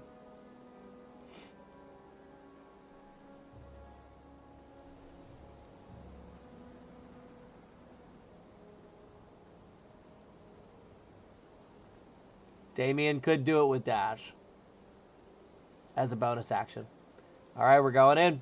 All right, so Damien stands up on the side. Jumps up, dives straight down in, and starts using his swim and his dash action. Now, as he starts to get about halfway down, it's very dark in here. He can open his eyes. It doesn't hurt his eyes. It feels and tastes just like water. But it is very dark. He can't see anything. He's just kind of feeling his way down with the wall. Could we use added weight to drop faster?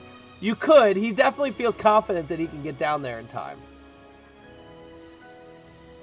Walsen casts light on the gold piece. I like it. So as he flicks it up, it shines and lights up straight down there. So at this point, he can't see much, but he can see like a light at the end of the tunnel, you know? And so as he gets to, I think it's about 80 feet down, so just past halfway, he no longer feels the wall of the well. It feels as if it opens up into a big cavern. And so now as he like continues to swim, like he's not hitting anything as he's swimming, he sees the light down below and he sees around it, it looks like there's just like some stalagmites sticking up out of the bottom. But kind of intertwined throughout all of that, from the reflection of the gold piece that's down there, he sees some shiny coins and gems spread all the way throughout. Can I get a perception check at... just a perception check as he's looking around. Or actually, we'll do investigation. Which one's he better at? I imagine perception. No, he's a -1. Investigation is +1. So go ahead and roll an investigation check as he's getting towards the bottom and trying to hurry. He's looking around, seeing what he gets. So 7, so 8. So you manage to see what looks to be some coins and gems in the immediate vicinity around the gold piece. So right where that gold piece is at, you pick up about another 50 gold pieces real quick. And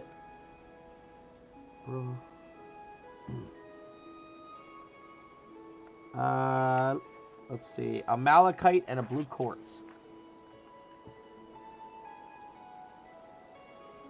So let me put that up here.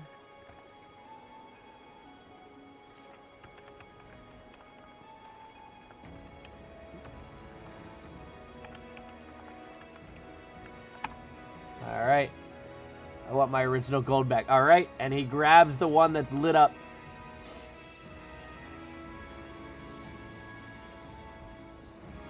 All right. Are you swimming back up? At this point, you're getting pretty close to knowing you don't have much time before you have to go back up. You know that continuing to look a little bit more is going to get iffy. You might be able to do it. That's my lucky gold piece.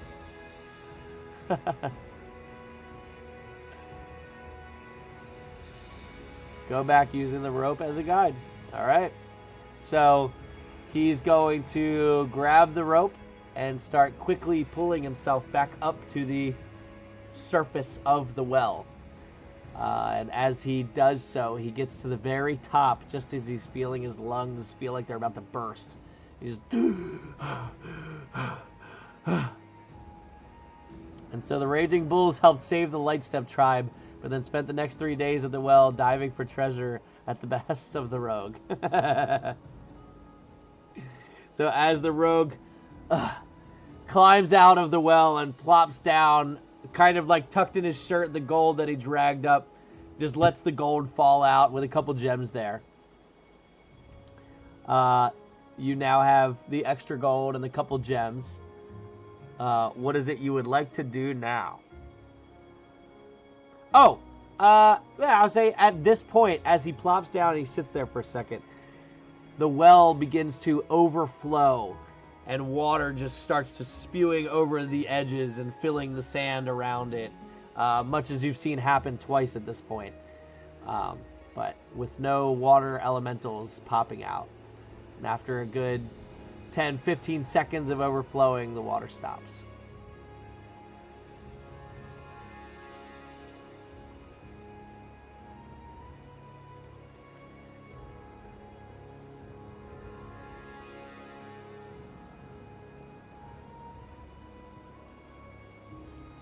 Alright, how long for Damien to catch his breath? He probably need a good 5-10 minutes and then he can catch his breath. Think head home and get our prize? It's up to you guys.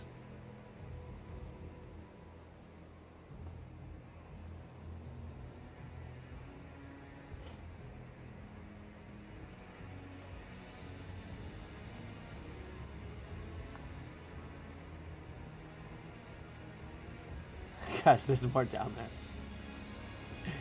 there. All right.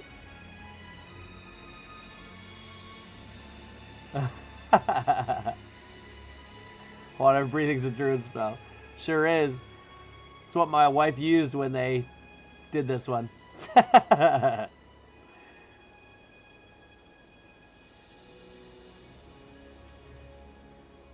give it another go. I'll say that Damien dives down. Alright, so how about we say this? You spend the next 10 minutes putting all the stuff on the sleds and filling up the canteens and the barrels and all that. And you put it all on the sleds. And right after that, before you're ready and set to go home, Damien says, let me try one more time. And he's going to stand up on the edge and dive back down with his... he's going to get the coin lit up again. And Damien will swim back down. So we'll do this one more time. Go ahead and roll an investigation check as Damien gets to the bottom.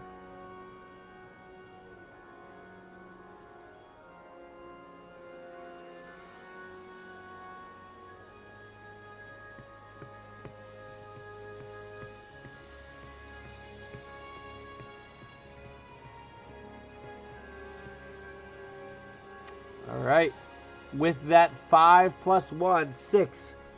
Oh, Fog Demon, if only. If only. Yeah, unfortunately, Shah got to it first with the 5.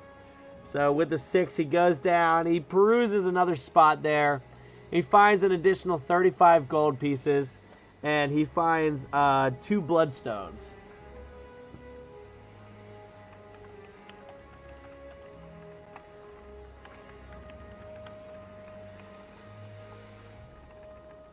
Here. So are you going to go back up or are you going to push your luck here as he's down there grabbing some more gold and starting to feel his lungs tighten a little bit?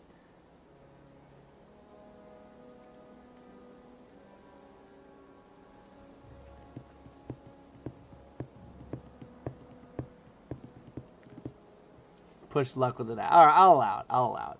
So at that point, with a natural 20, he feels this well of just strength and confidence to go maneuver around the bottom, and he finds what looks to be maybe like where the current down here starts to push all the coins and the gems into one location. And at the same time, with that nat 20 investigation, you hear something. You hear what sounds like a word. It sounds like something like Gemek. And as soon as you hear that, you feel this whoosh of water almost like push you to one side of the cavern. Those up top immediately start to see the whole well up top start to overflow as it has before. And as Damien is at the bottom getting pushed by this and seeing all the other areas, like he sees a couple coins float from the current down into the center of the spot that he just saw that it all goes, he looks over and he sees what looks to be a stone tied to what looks to be some kind of bottle that's most likely where this current is coming from. So I will give you the opportunity to either grab as much of the treasure as you can or grab that bottle and rock if you would like. Whichever one you would like to do.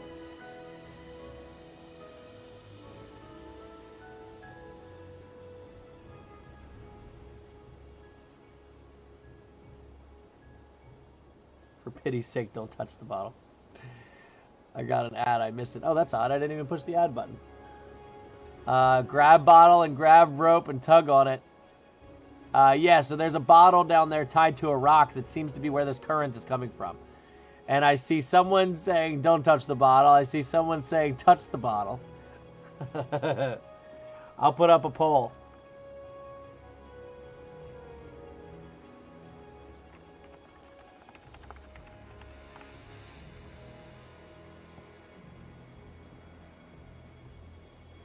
He touched the butt. Great movie, just watched it.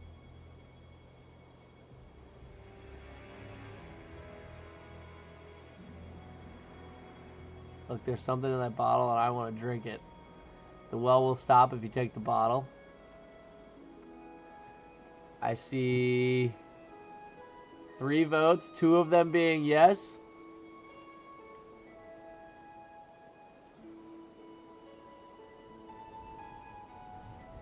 You are drinking it.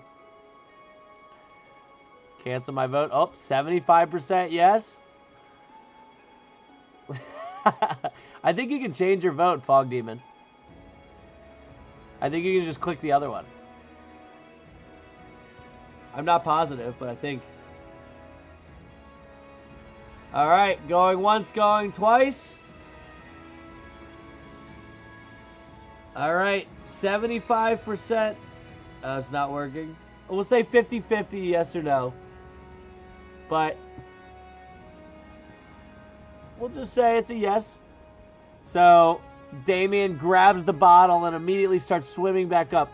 Can I get a D20 roll for a Constitution check as Damien's going back up to the top?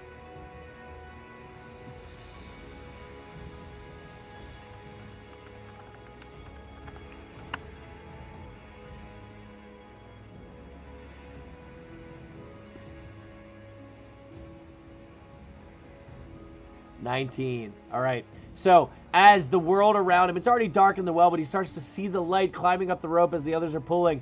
The world around him starts to go black, and he immediately starts to hear in his ears just the as everything starts to go numb, and he can feel himself starting to go unconscious. And all of a sudden, he gets pulled out of the well, plopped over on the side, and he's coughing up water. And then he's just laying in the sand there as the others see him just on his back at this point, holding what looks to be some rock tied to a bottle. And he's just,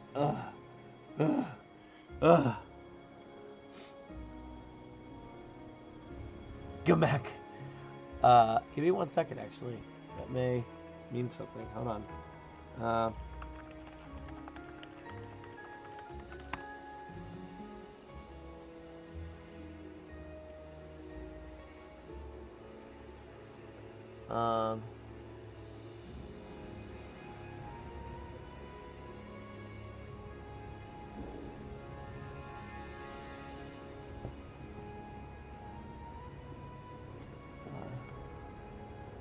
Okay, so as, so Gamek, oh, but he, yeah, so, I'll say it. So as Damien's laying there catching his bearings, he says the word Gamek that he remembers hearing from below.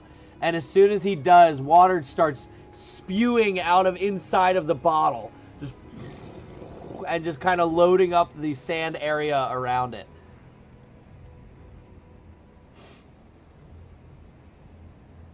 And it only lasts for about 10 seconds, and then stops spraying out water.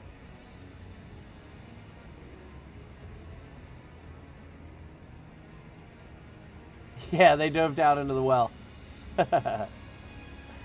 Detect magic on the bottle. So, as he casts another round of detect magic, he definitely senses not only a sense of magic from the bottle, but he gets an aura of magic from the rock as well. I believe the rock would be enchantment. I would guess that the bottle would be let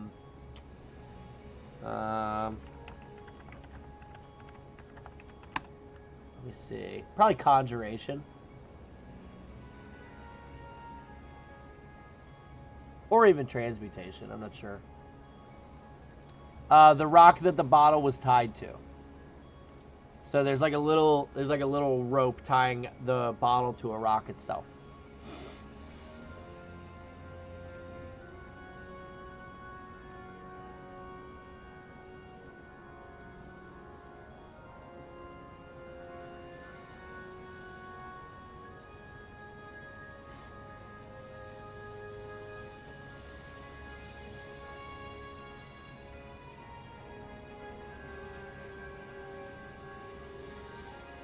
Come back.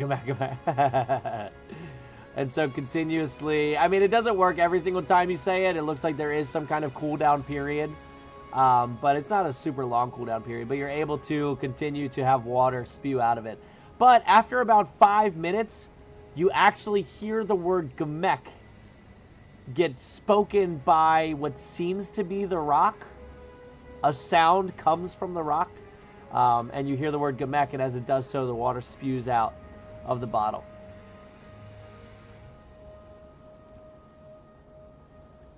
As Captain Ommoll just gets blasted by water in the face. Feels pretty good, though, honestly.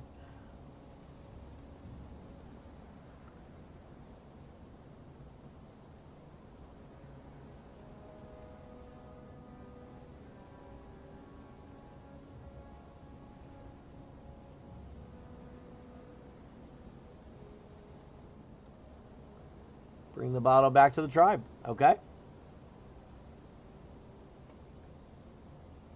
All right, so you toss the rock and the bottle on the sled, I guess, to bring back with you.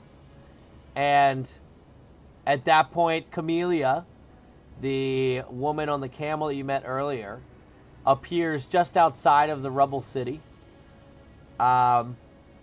and offers to help carry the bodies of the other individuals back to the cave. Check the rubble of the city. I'll save you the time of rolling. As they inspect throughout the city, they don't find anything. Just a bunch of dirt and sand.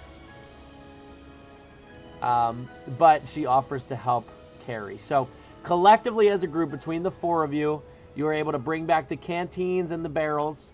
And with the help of Camellia, you're able to grab the bodies and drag them back. Now, it's a rough walk back. It's heavy. But you're able to do it. And upon returning to the outcropping of rocks, to the Light Steps encampment, you're greeted with a mixture of sadness for what's happened to those that went out, but also at least a reassurance of, you know, they're back here. You were able to resolve the situation. Got to go for real now. Sorry. No problem, Fog Demon. Thanks for hanging out. And about every 10 minutes, the bottle goes off. Yeah, you're just leaving a trail of puddles behind you that slowly evaporate into the sky. But so now you're back and you give the dead back to them, which they'll do with what they will. So what is it you would like to now do that you are back at the encampment and you have given them the dead back? Down with Nightbot. What would you like to do?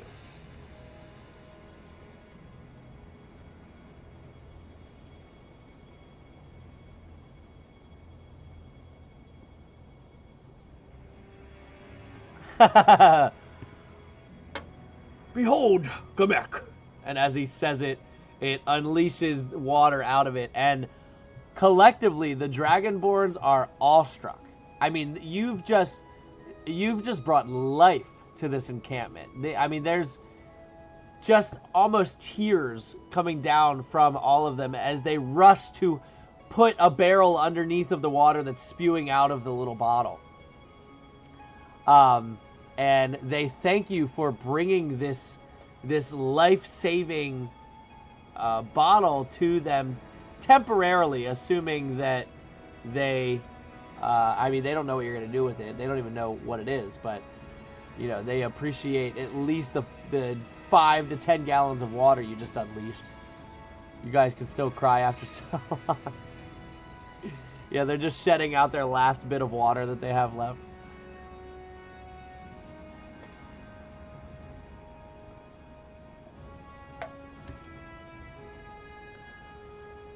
This produced your never-ending well. You will no longer need to leave your home here on the rocks to go collect water. As Lenka kind of informs them as to what it was, where it came from. And it starts to click to the Dragonborns that you've removed it from the well. And so they thank you, and they say they will definitely keep it here and they will utilize it. But you start to hear a little bit of discussion about how they need to notate to travelers that it's no longer at the well. They have to come here for it, and they'll start to put up signs to point others to a water source to where they are. You start to get the sense that these light steps really do exist to help others in the desert, that they're not, you know, going to be stingy about the water. They're going to try and help as many individuals as they can. And they will now use this newfound source of water to do what they can for the travelers going through here. Now, does the rock need to be tied to the bottle for it to work? You get the sense that it doesn't. It was just what was automatically occurring before. No, the rock was created with something like Magic Mouth to say Gamek, which would activate the bottle. Yeah. So, but the Dragonborn, the one that had walked out previously, walks up to, we'll just say Captain Ommoll, who's been kind of silent in all of this. And he's going to kind of give him a little bit of a bow. And he has this little, it's like a sandstone carving. It was definitely a rock, but it was a sandstone rock kind of carved into what looks like a dragon tooth. It is not a dragon tooth. It is a rock, but carved to look like a dragon tooth. And it is tied together what looks to be some form of hempen rope made from some kind of cactus. And he's going to offer it to Captain Ommoll. And he'll basically tell them that this is for the party. He has one on hand. This is for the party. And that you guys will always be welcome here at the Lightstep encampment. Or you can put it back in the well, whatever works for your people. Yeah, and they get the sense that, you know, at this point, they will definitely do whatever works best for everyone else. Are there any smiths in the tribe? As you ask around, it doesn't seem like it. It looks like they're mostly just, they exist here in the desert. They're hunter-gatherers that were going out to get the water that they need. And they do minimal crafting like what you saw here with this necklace. But they more just exist here in the desert.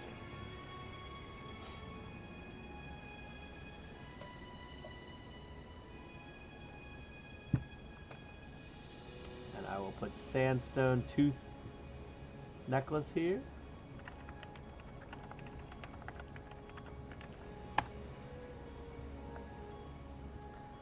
And with that, I will say that that's really all I have for you. Your party will head back to Heroes Haven and collect their 1,800 gold pieces reward for the work that was completed. which gives you a pretty significant amount of gold. That puts you at 4,433. After spending the money on the health potions and everything else.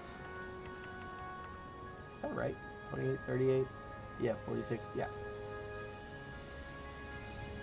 Yep, 4433.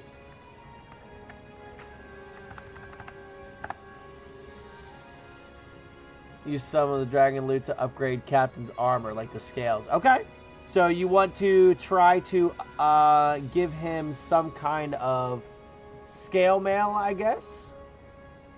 But like a dragon scale mail?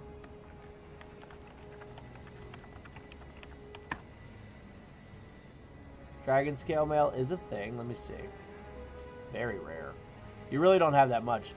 So I would say that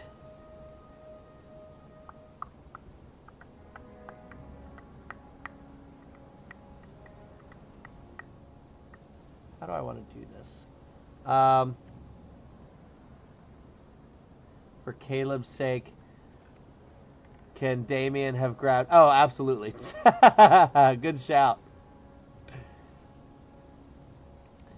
Yeah, I'm thinking... So here's what I'm thinking. We can definitely... So you go talk to... oh, wow. I can't think of his name. Over at the Hardened Hammer in Here's Haven. And ask about incorporating these dragon scales that you collected into the shield. And I'm thinking that what I might do...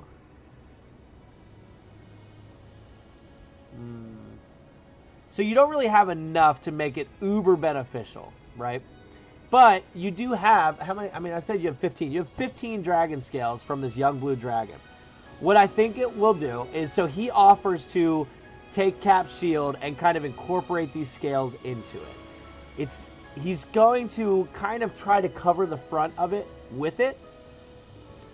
And so we'll say, he'll charge about 1,200 gold pieces for the work to incorporate these scales into the shield. But in doing so, it will give you advantage on saving throws against lightning.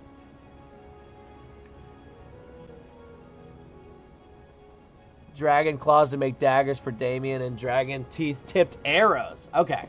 All right. I like that a lot. So here's what I'll do. I'll think about it. I'll ponder on it. I'm not going to stick to what I just said yet. I see what you want to do. I'll think about how the Hardened Hammer could incorporate all this and what they would charge for it and what the effects would be. So I will notate your ideas here. Dragon scales into shield. Dragon teeth into daggers. No, dragon claws into daggers.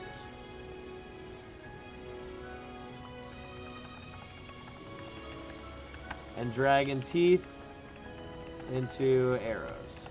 I'm not guaranteeing all of that is going to be something super cool or special or anything like that, but I'll definitely ponder on it and see what we can make it worth as we go through. So next week, when we start, I will start at the Hardened Hammer and give you the option to see what he offers and what you can make work. All right? Because I do like the ideas. I think it's super cool. But with that, I have a camping trip tomorrow night. I have work early in the morning, and I have been staying up way too late. So I'm going to go to bed. And you can catch me over on the Discord. It is currently past midnight, so we can all pull... You know what? Just for fun, I'll go ahead and pull my... I'll go ahead and pull my cards here. See if we get something good. I haven't gotten anything crazy in a minute. I had a pretty good one this morning. Hey! Dwarven plate with a grade of 6, and it was holographic. Wow, if anyone wants to buy it, you can buy it now. Otherwise, I'm selling it, and I'm pulling 2 more packs right this second. Because I already have that. I think. All right, let me double check, actually. I'm pretty sure I already have it, though. Items. Armor. Dwarven. Oh, no! I didn't have it. Shoot! The problem is it's holographic. Which is good, because it makes it worth a lot more. But, like, I could have so many more cards. Oh, man.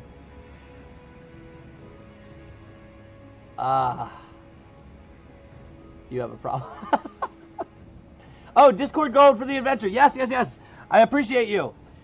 So, I was going to give out 300 gold, just like I did last time, for those of you that were here and involved. So, wrong Scion. You pulled a Scion? Wow. Wow, must be nice. Must be nice. I do have an item that I was looking to trade, by the way. I just pulled it this morning. Well, yesterday morning. The Staff of Thunder and Lightning, if anyone's interested. What was the command to pull cards again? It's /pull. And then you just hit enter and it'll give you the 3 options to choose from. Glad I tuned into the Discord pulls. Yeah, Linz, I just pulled a solid Dwarven plate that was holographic. So it's worth 728. And I never keep holographic cards because, like, I totally would rather just get the money and buy more cards. So if anyone wants the Dwarven plate, your plate was worth more than my Scion. Yeah, but it had to be holographic to be worth it. Does anybody want the Staff of Thunder and Lightning, by the way? It is 387 gold pieces. I have 2. So I'm not just trying to get rid of it because I don't need it, but... Or because I want the money. But I actually have another one, so... If anyone wants that, it's all yours. Shaw, didn't look like you got anything too good there that time. Ooh, I'll take it. Alright. Well, hold on. Let me give out gold real quick. Alright, so... Obviously, Shaw was here, because that's who I'm talking to right this second. Give gold. 300. Gold given. Alright, / give gold to widget. Gold 300. / give gold. Add Dieter. 300. Give gold. At Valora. 300. Let's see. Caleb was here, which is at Pick Up the Can Freeman. Gold 300.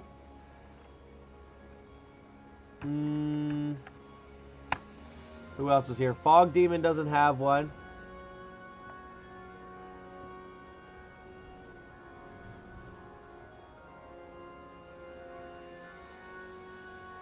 Did you, Linz? I don't see your pool, Linz.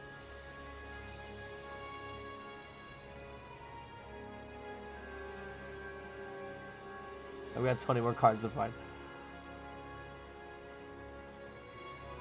Oh, yeah, Brandon. Nice, nice, nice. Appreciate you. Yeah, that's why I was staying on here, so that way people can remind me. Just sent it to you. Why can't I see Lindsay's pools?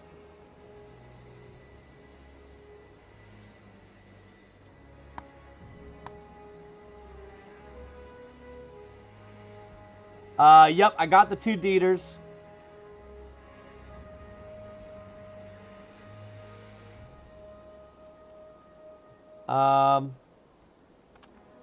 Who else was here? I gotta scroll back up through this. Oh, Dynaload. You go.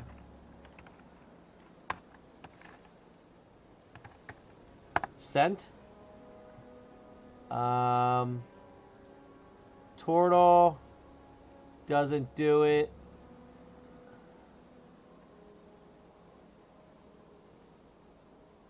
I know I got Caleb. I think I got everybody.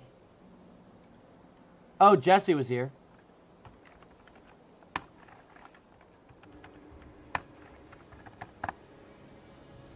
I got Lori, Dieter. I think I got everybody. Let me know if... Oh, you did them before we started pulling.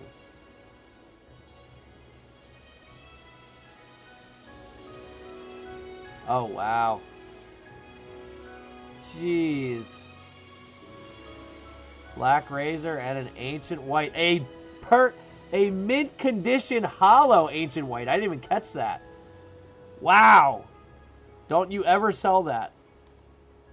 Because the odds of getting that back are so rare. Alright, I think I got everybody, so everyone should have their gold. Shaw, if you want to see what cards and gold you have. If you want to see...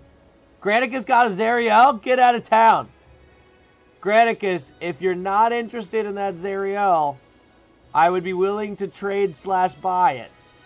I didn't want to get in Dieter Jr.'s way earlier, but it is literally the last card I need for the Devils. So I figured he could have it, and then I would just wait for the next one to come out. Yeah, Shaw, if you want to see your gold, you type in / gold, and that'll tell you how much you have. And if you would like to see your cards, you can type / collection. And from there, you'll get 2 links, and then you'll see your top 15 or top 10 cards.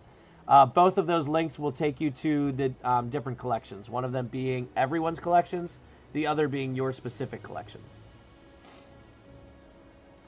Let me see this Zariel. What level Zariel we getting, Granicus? And when did you pull that?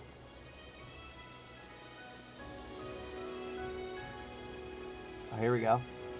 Yeah, there it is. 479. That's right up my alley. It's not hollow. It's only a grade of 5. I'll buy it. But, Shaw, if you did want to buy that Staff of Thunder and Lightning, it's totally up to you. It's 387 gold. And I just sell things at cost. So, I'm not trying to get any extra money off of you. I'm just trying to get money in general so that way I can buy more cards.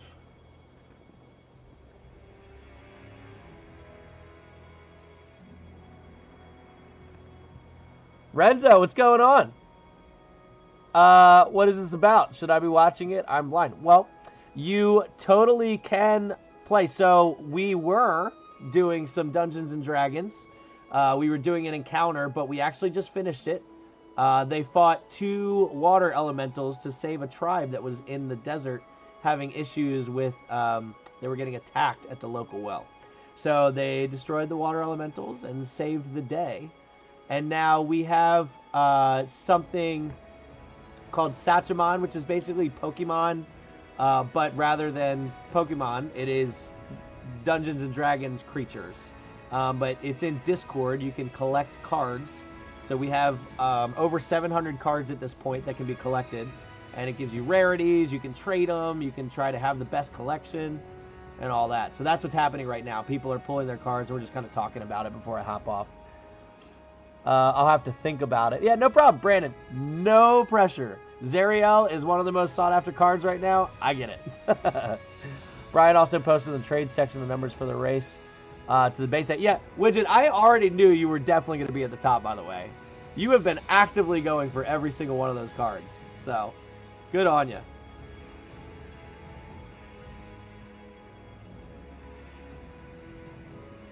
I think I'm going to hold on to this Dwarven Plate, and I really don't want to.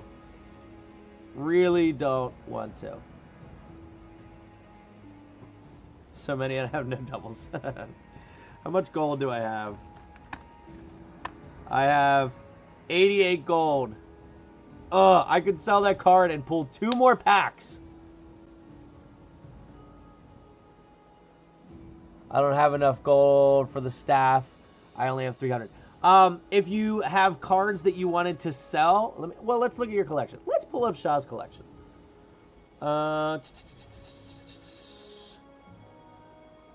Where is Satchbot pools? There we go. So let me, if we go to all users, go up to here, Shade Cinder. All right. So first, let's see if you have any doubles. I doubt you have doubles this early on, but you might. All right. So you don't have any doubles for the monsters. I don't know if that's the only thing you're pulling or not, which it looks like maybe. Yeah. So you don't have any doubles yet. So if there were any like monsters that you didn't want, you could always get rid of that, like sell them. But that's up to you if you even want to do that. I mean, a lot of people like to keep all their stuff. So I would definitely not sit here and recommend it. That would be totally up to you. But right now you've got a sweet ancient red dragon. You've got a couple dragons up here. That adult blue dragon. Oh, that's a really nice one, actually. Hollow and a grade of 7. Will there ever be tabletop style battles? What do you mean? As in, like, would I do, like, physical, like, you watch me playing on a tabletop? Is that what you mean? You keep this up, there's going to be an intervention. Yeah. I mean, wait till these locations come out. Then you guys are going to have probably 1,000 cards to collect. Renzo's Textura. I love dungeon games, for example, Dungeons and Such. Yeah, that's really what it's called, Dungeons and Such. What's it? What? I hate that this hides the letters. I need to get rid of this little emoji button.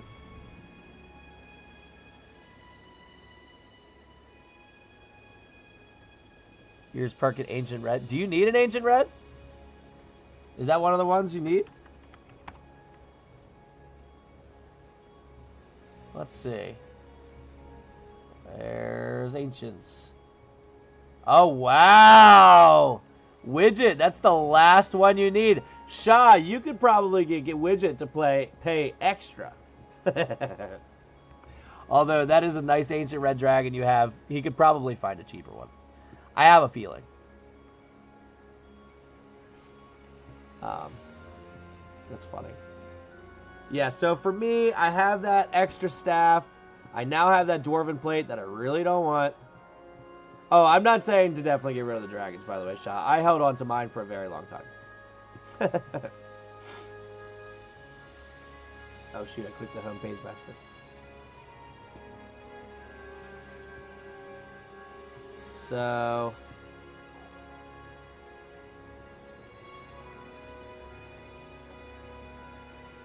not exactly physical, but just a similar template to Pokemon cards. Oh, I'm sorry. I thought you meant D&D, like tabletop D&D battles. I didn't catch you were talking about Satchmon. I apologize. They're actually, when I was making videos like very fast, like 1 or 2 a week, I was getting a lot of input on that. There was someone who came up with a really cool system for doing it in a Yu-Gi-Oh style fashion. I never played Yu-Gi-Oh or anything like that, so I didn't totally understand it, but everyone else that read it did and thought it was a really cool idea. So that was super cool. And then there's been other people that have been talking about like ways of doing it. One of the ways you could simulate it is actually just battling your cards. Use the monsters and their stat blocks for the cards that you have, but you'd have to find some way to balance that out. I go for deals and don't pay more than I need to. That's what I'm saying.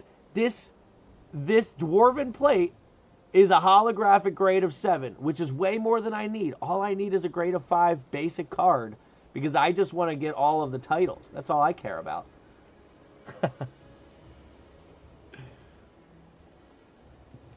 Let's see if anyone else has one that I can get from them. Yeah, if you go... so actually, I'll show you. If you click on anyone's name in here, every time you complete one of those small collections, you get a new role in the Discord that's a new title for you. So, if I go... I've got it. Yeah, here we go. So if you click on me, you can see here all the different... oops, I don't want to add. There you go. Oh, I got to turn off this streamer mode. Hold on. So these are all my titles from all the sets that I've completed. So this one's Liberator of Lost Mines for completing the Lost Mines of Phandelver set. This is the Allfather for collecting all the giants. The Phytopathologist because I collected all the blights. So for the Ancient Dragons, which I don't have completed, that one is the Centurion Supreme, I believe. Because Ancient Dragons become Ancient Dragons once they turn... No. No, that's not right. What is the Ancient Dragon one?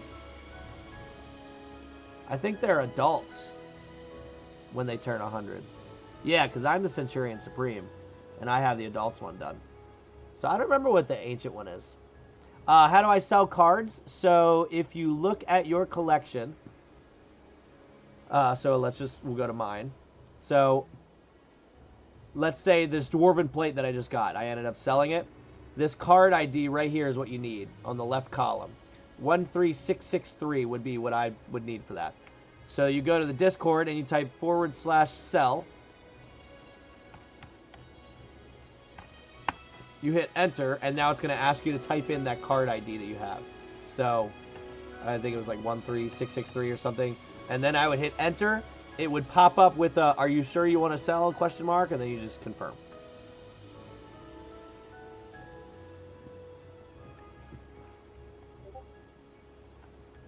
And yeah, so now you can see in the community trades and alerts and stuff, it shows here that there's a new card sale alert. You just sold this Diva for 11.45.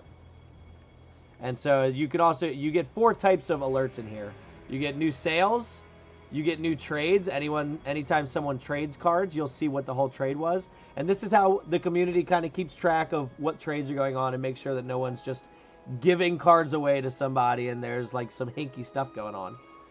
Anytime someone gets a new title, it'll announce that someone got a new title with this pink ribbon here. And a lot of times people will come on and add different emojis to support that title. And a new card purchase. Oh, actually, we got to see what's in the shop. So there is a rolling shop that changes every 12 hours. So you can type /shop to see what's in there. And nothing crazy. Do I have all the shields? I don't know. Let me see. Items, shields. I do. So I really don't need, I think, any of these. Yeah, literally none of them. But, Shah, some of these might be interesting to you. I see the Young Silver Dragon, if you're going for the dragons and don't have that one. The Adult Silver Dragon's there. I will say the shopkeeper does upcharge a lot of these. So it's anywhere between 1.5 to 2.5 times the price of the card, if I remember correctly. And that multiplier is randomly chosen for each card. So I can see, yeah, so you can see here, Shah, it's showing you selling the different cards here. How much for the staff again? It was 3... something. 387 for the staff. And if you pull from the shop, remember there's a markup. Yeah, from the actual. So yeah, like I said, I think it's 1.5 to 2.5 times the value of the card. So you kind of want to make sure that like you're definitely buying the ones that you really need. And I also typically only will buy the cheapest ones from there, because obviously the markup, even though if it's 1.5 times the price, is going to be a lot less than 1.5 times 1,000. So unless I really, really need it.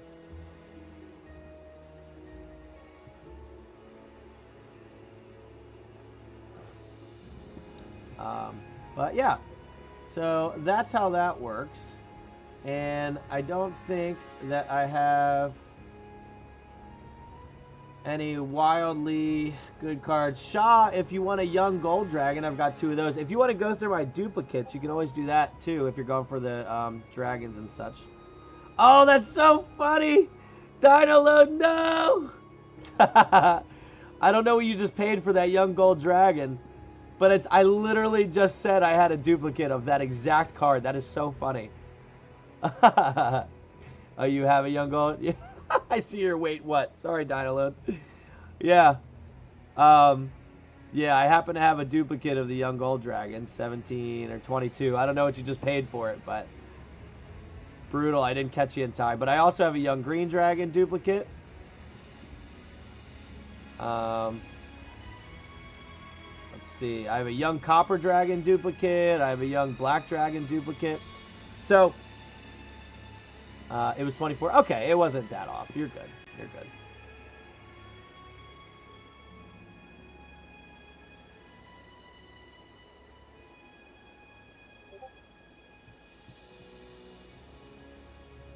Young silver. Yeah, I don't think I had an extra young silver. But, yeah, always make sure that you peruse through other people's collections. See if they have any duplicates. To buy... Oh, by the way, in the shop, all the cards that you see listed, there's only one of each. So once it's gone, it's gone. But to buy a card... And, I mean, just from that shop. It could always come back in the shop. But to buy a card, you just type in /shop to see the shop. And now you'll see that the cards that Dynaload bought are gone.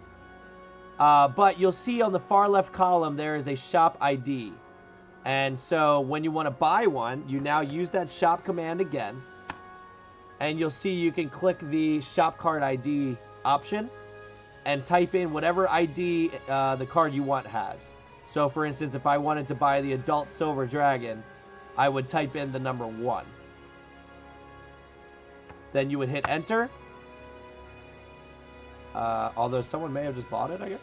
Someone just buy that? Oh, look at that. Dynaload literally just bought it. That's funny. So it was telling me that I couldn't buy it because it's already gone.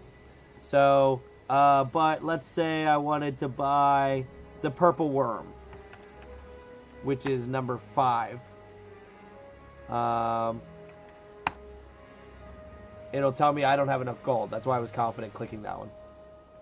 I'm working towards those titles now, Dragon Collections first.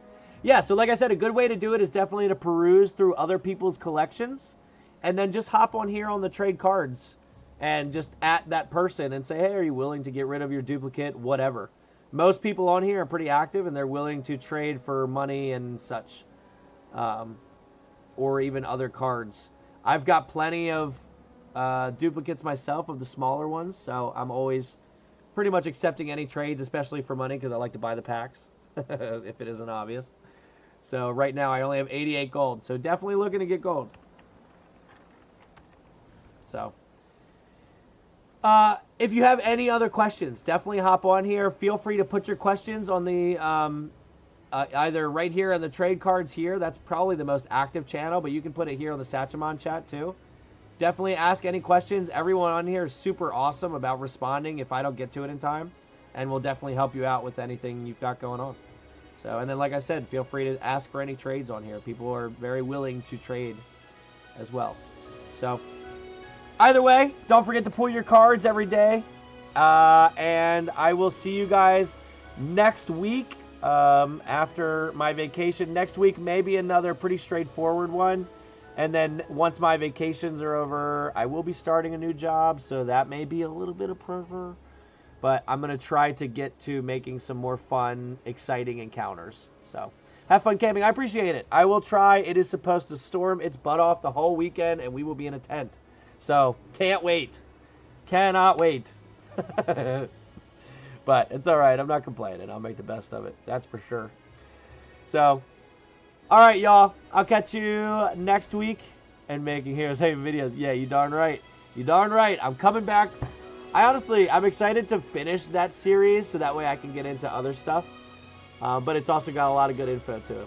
So, all right. Have a good night, everybody. Catch you later.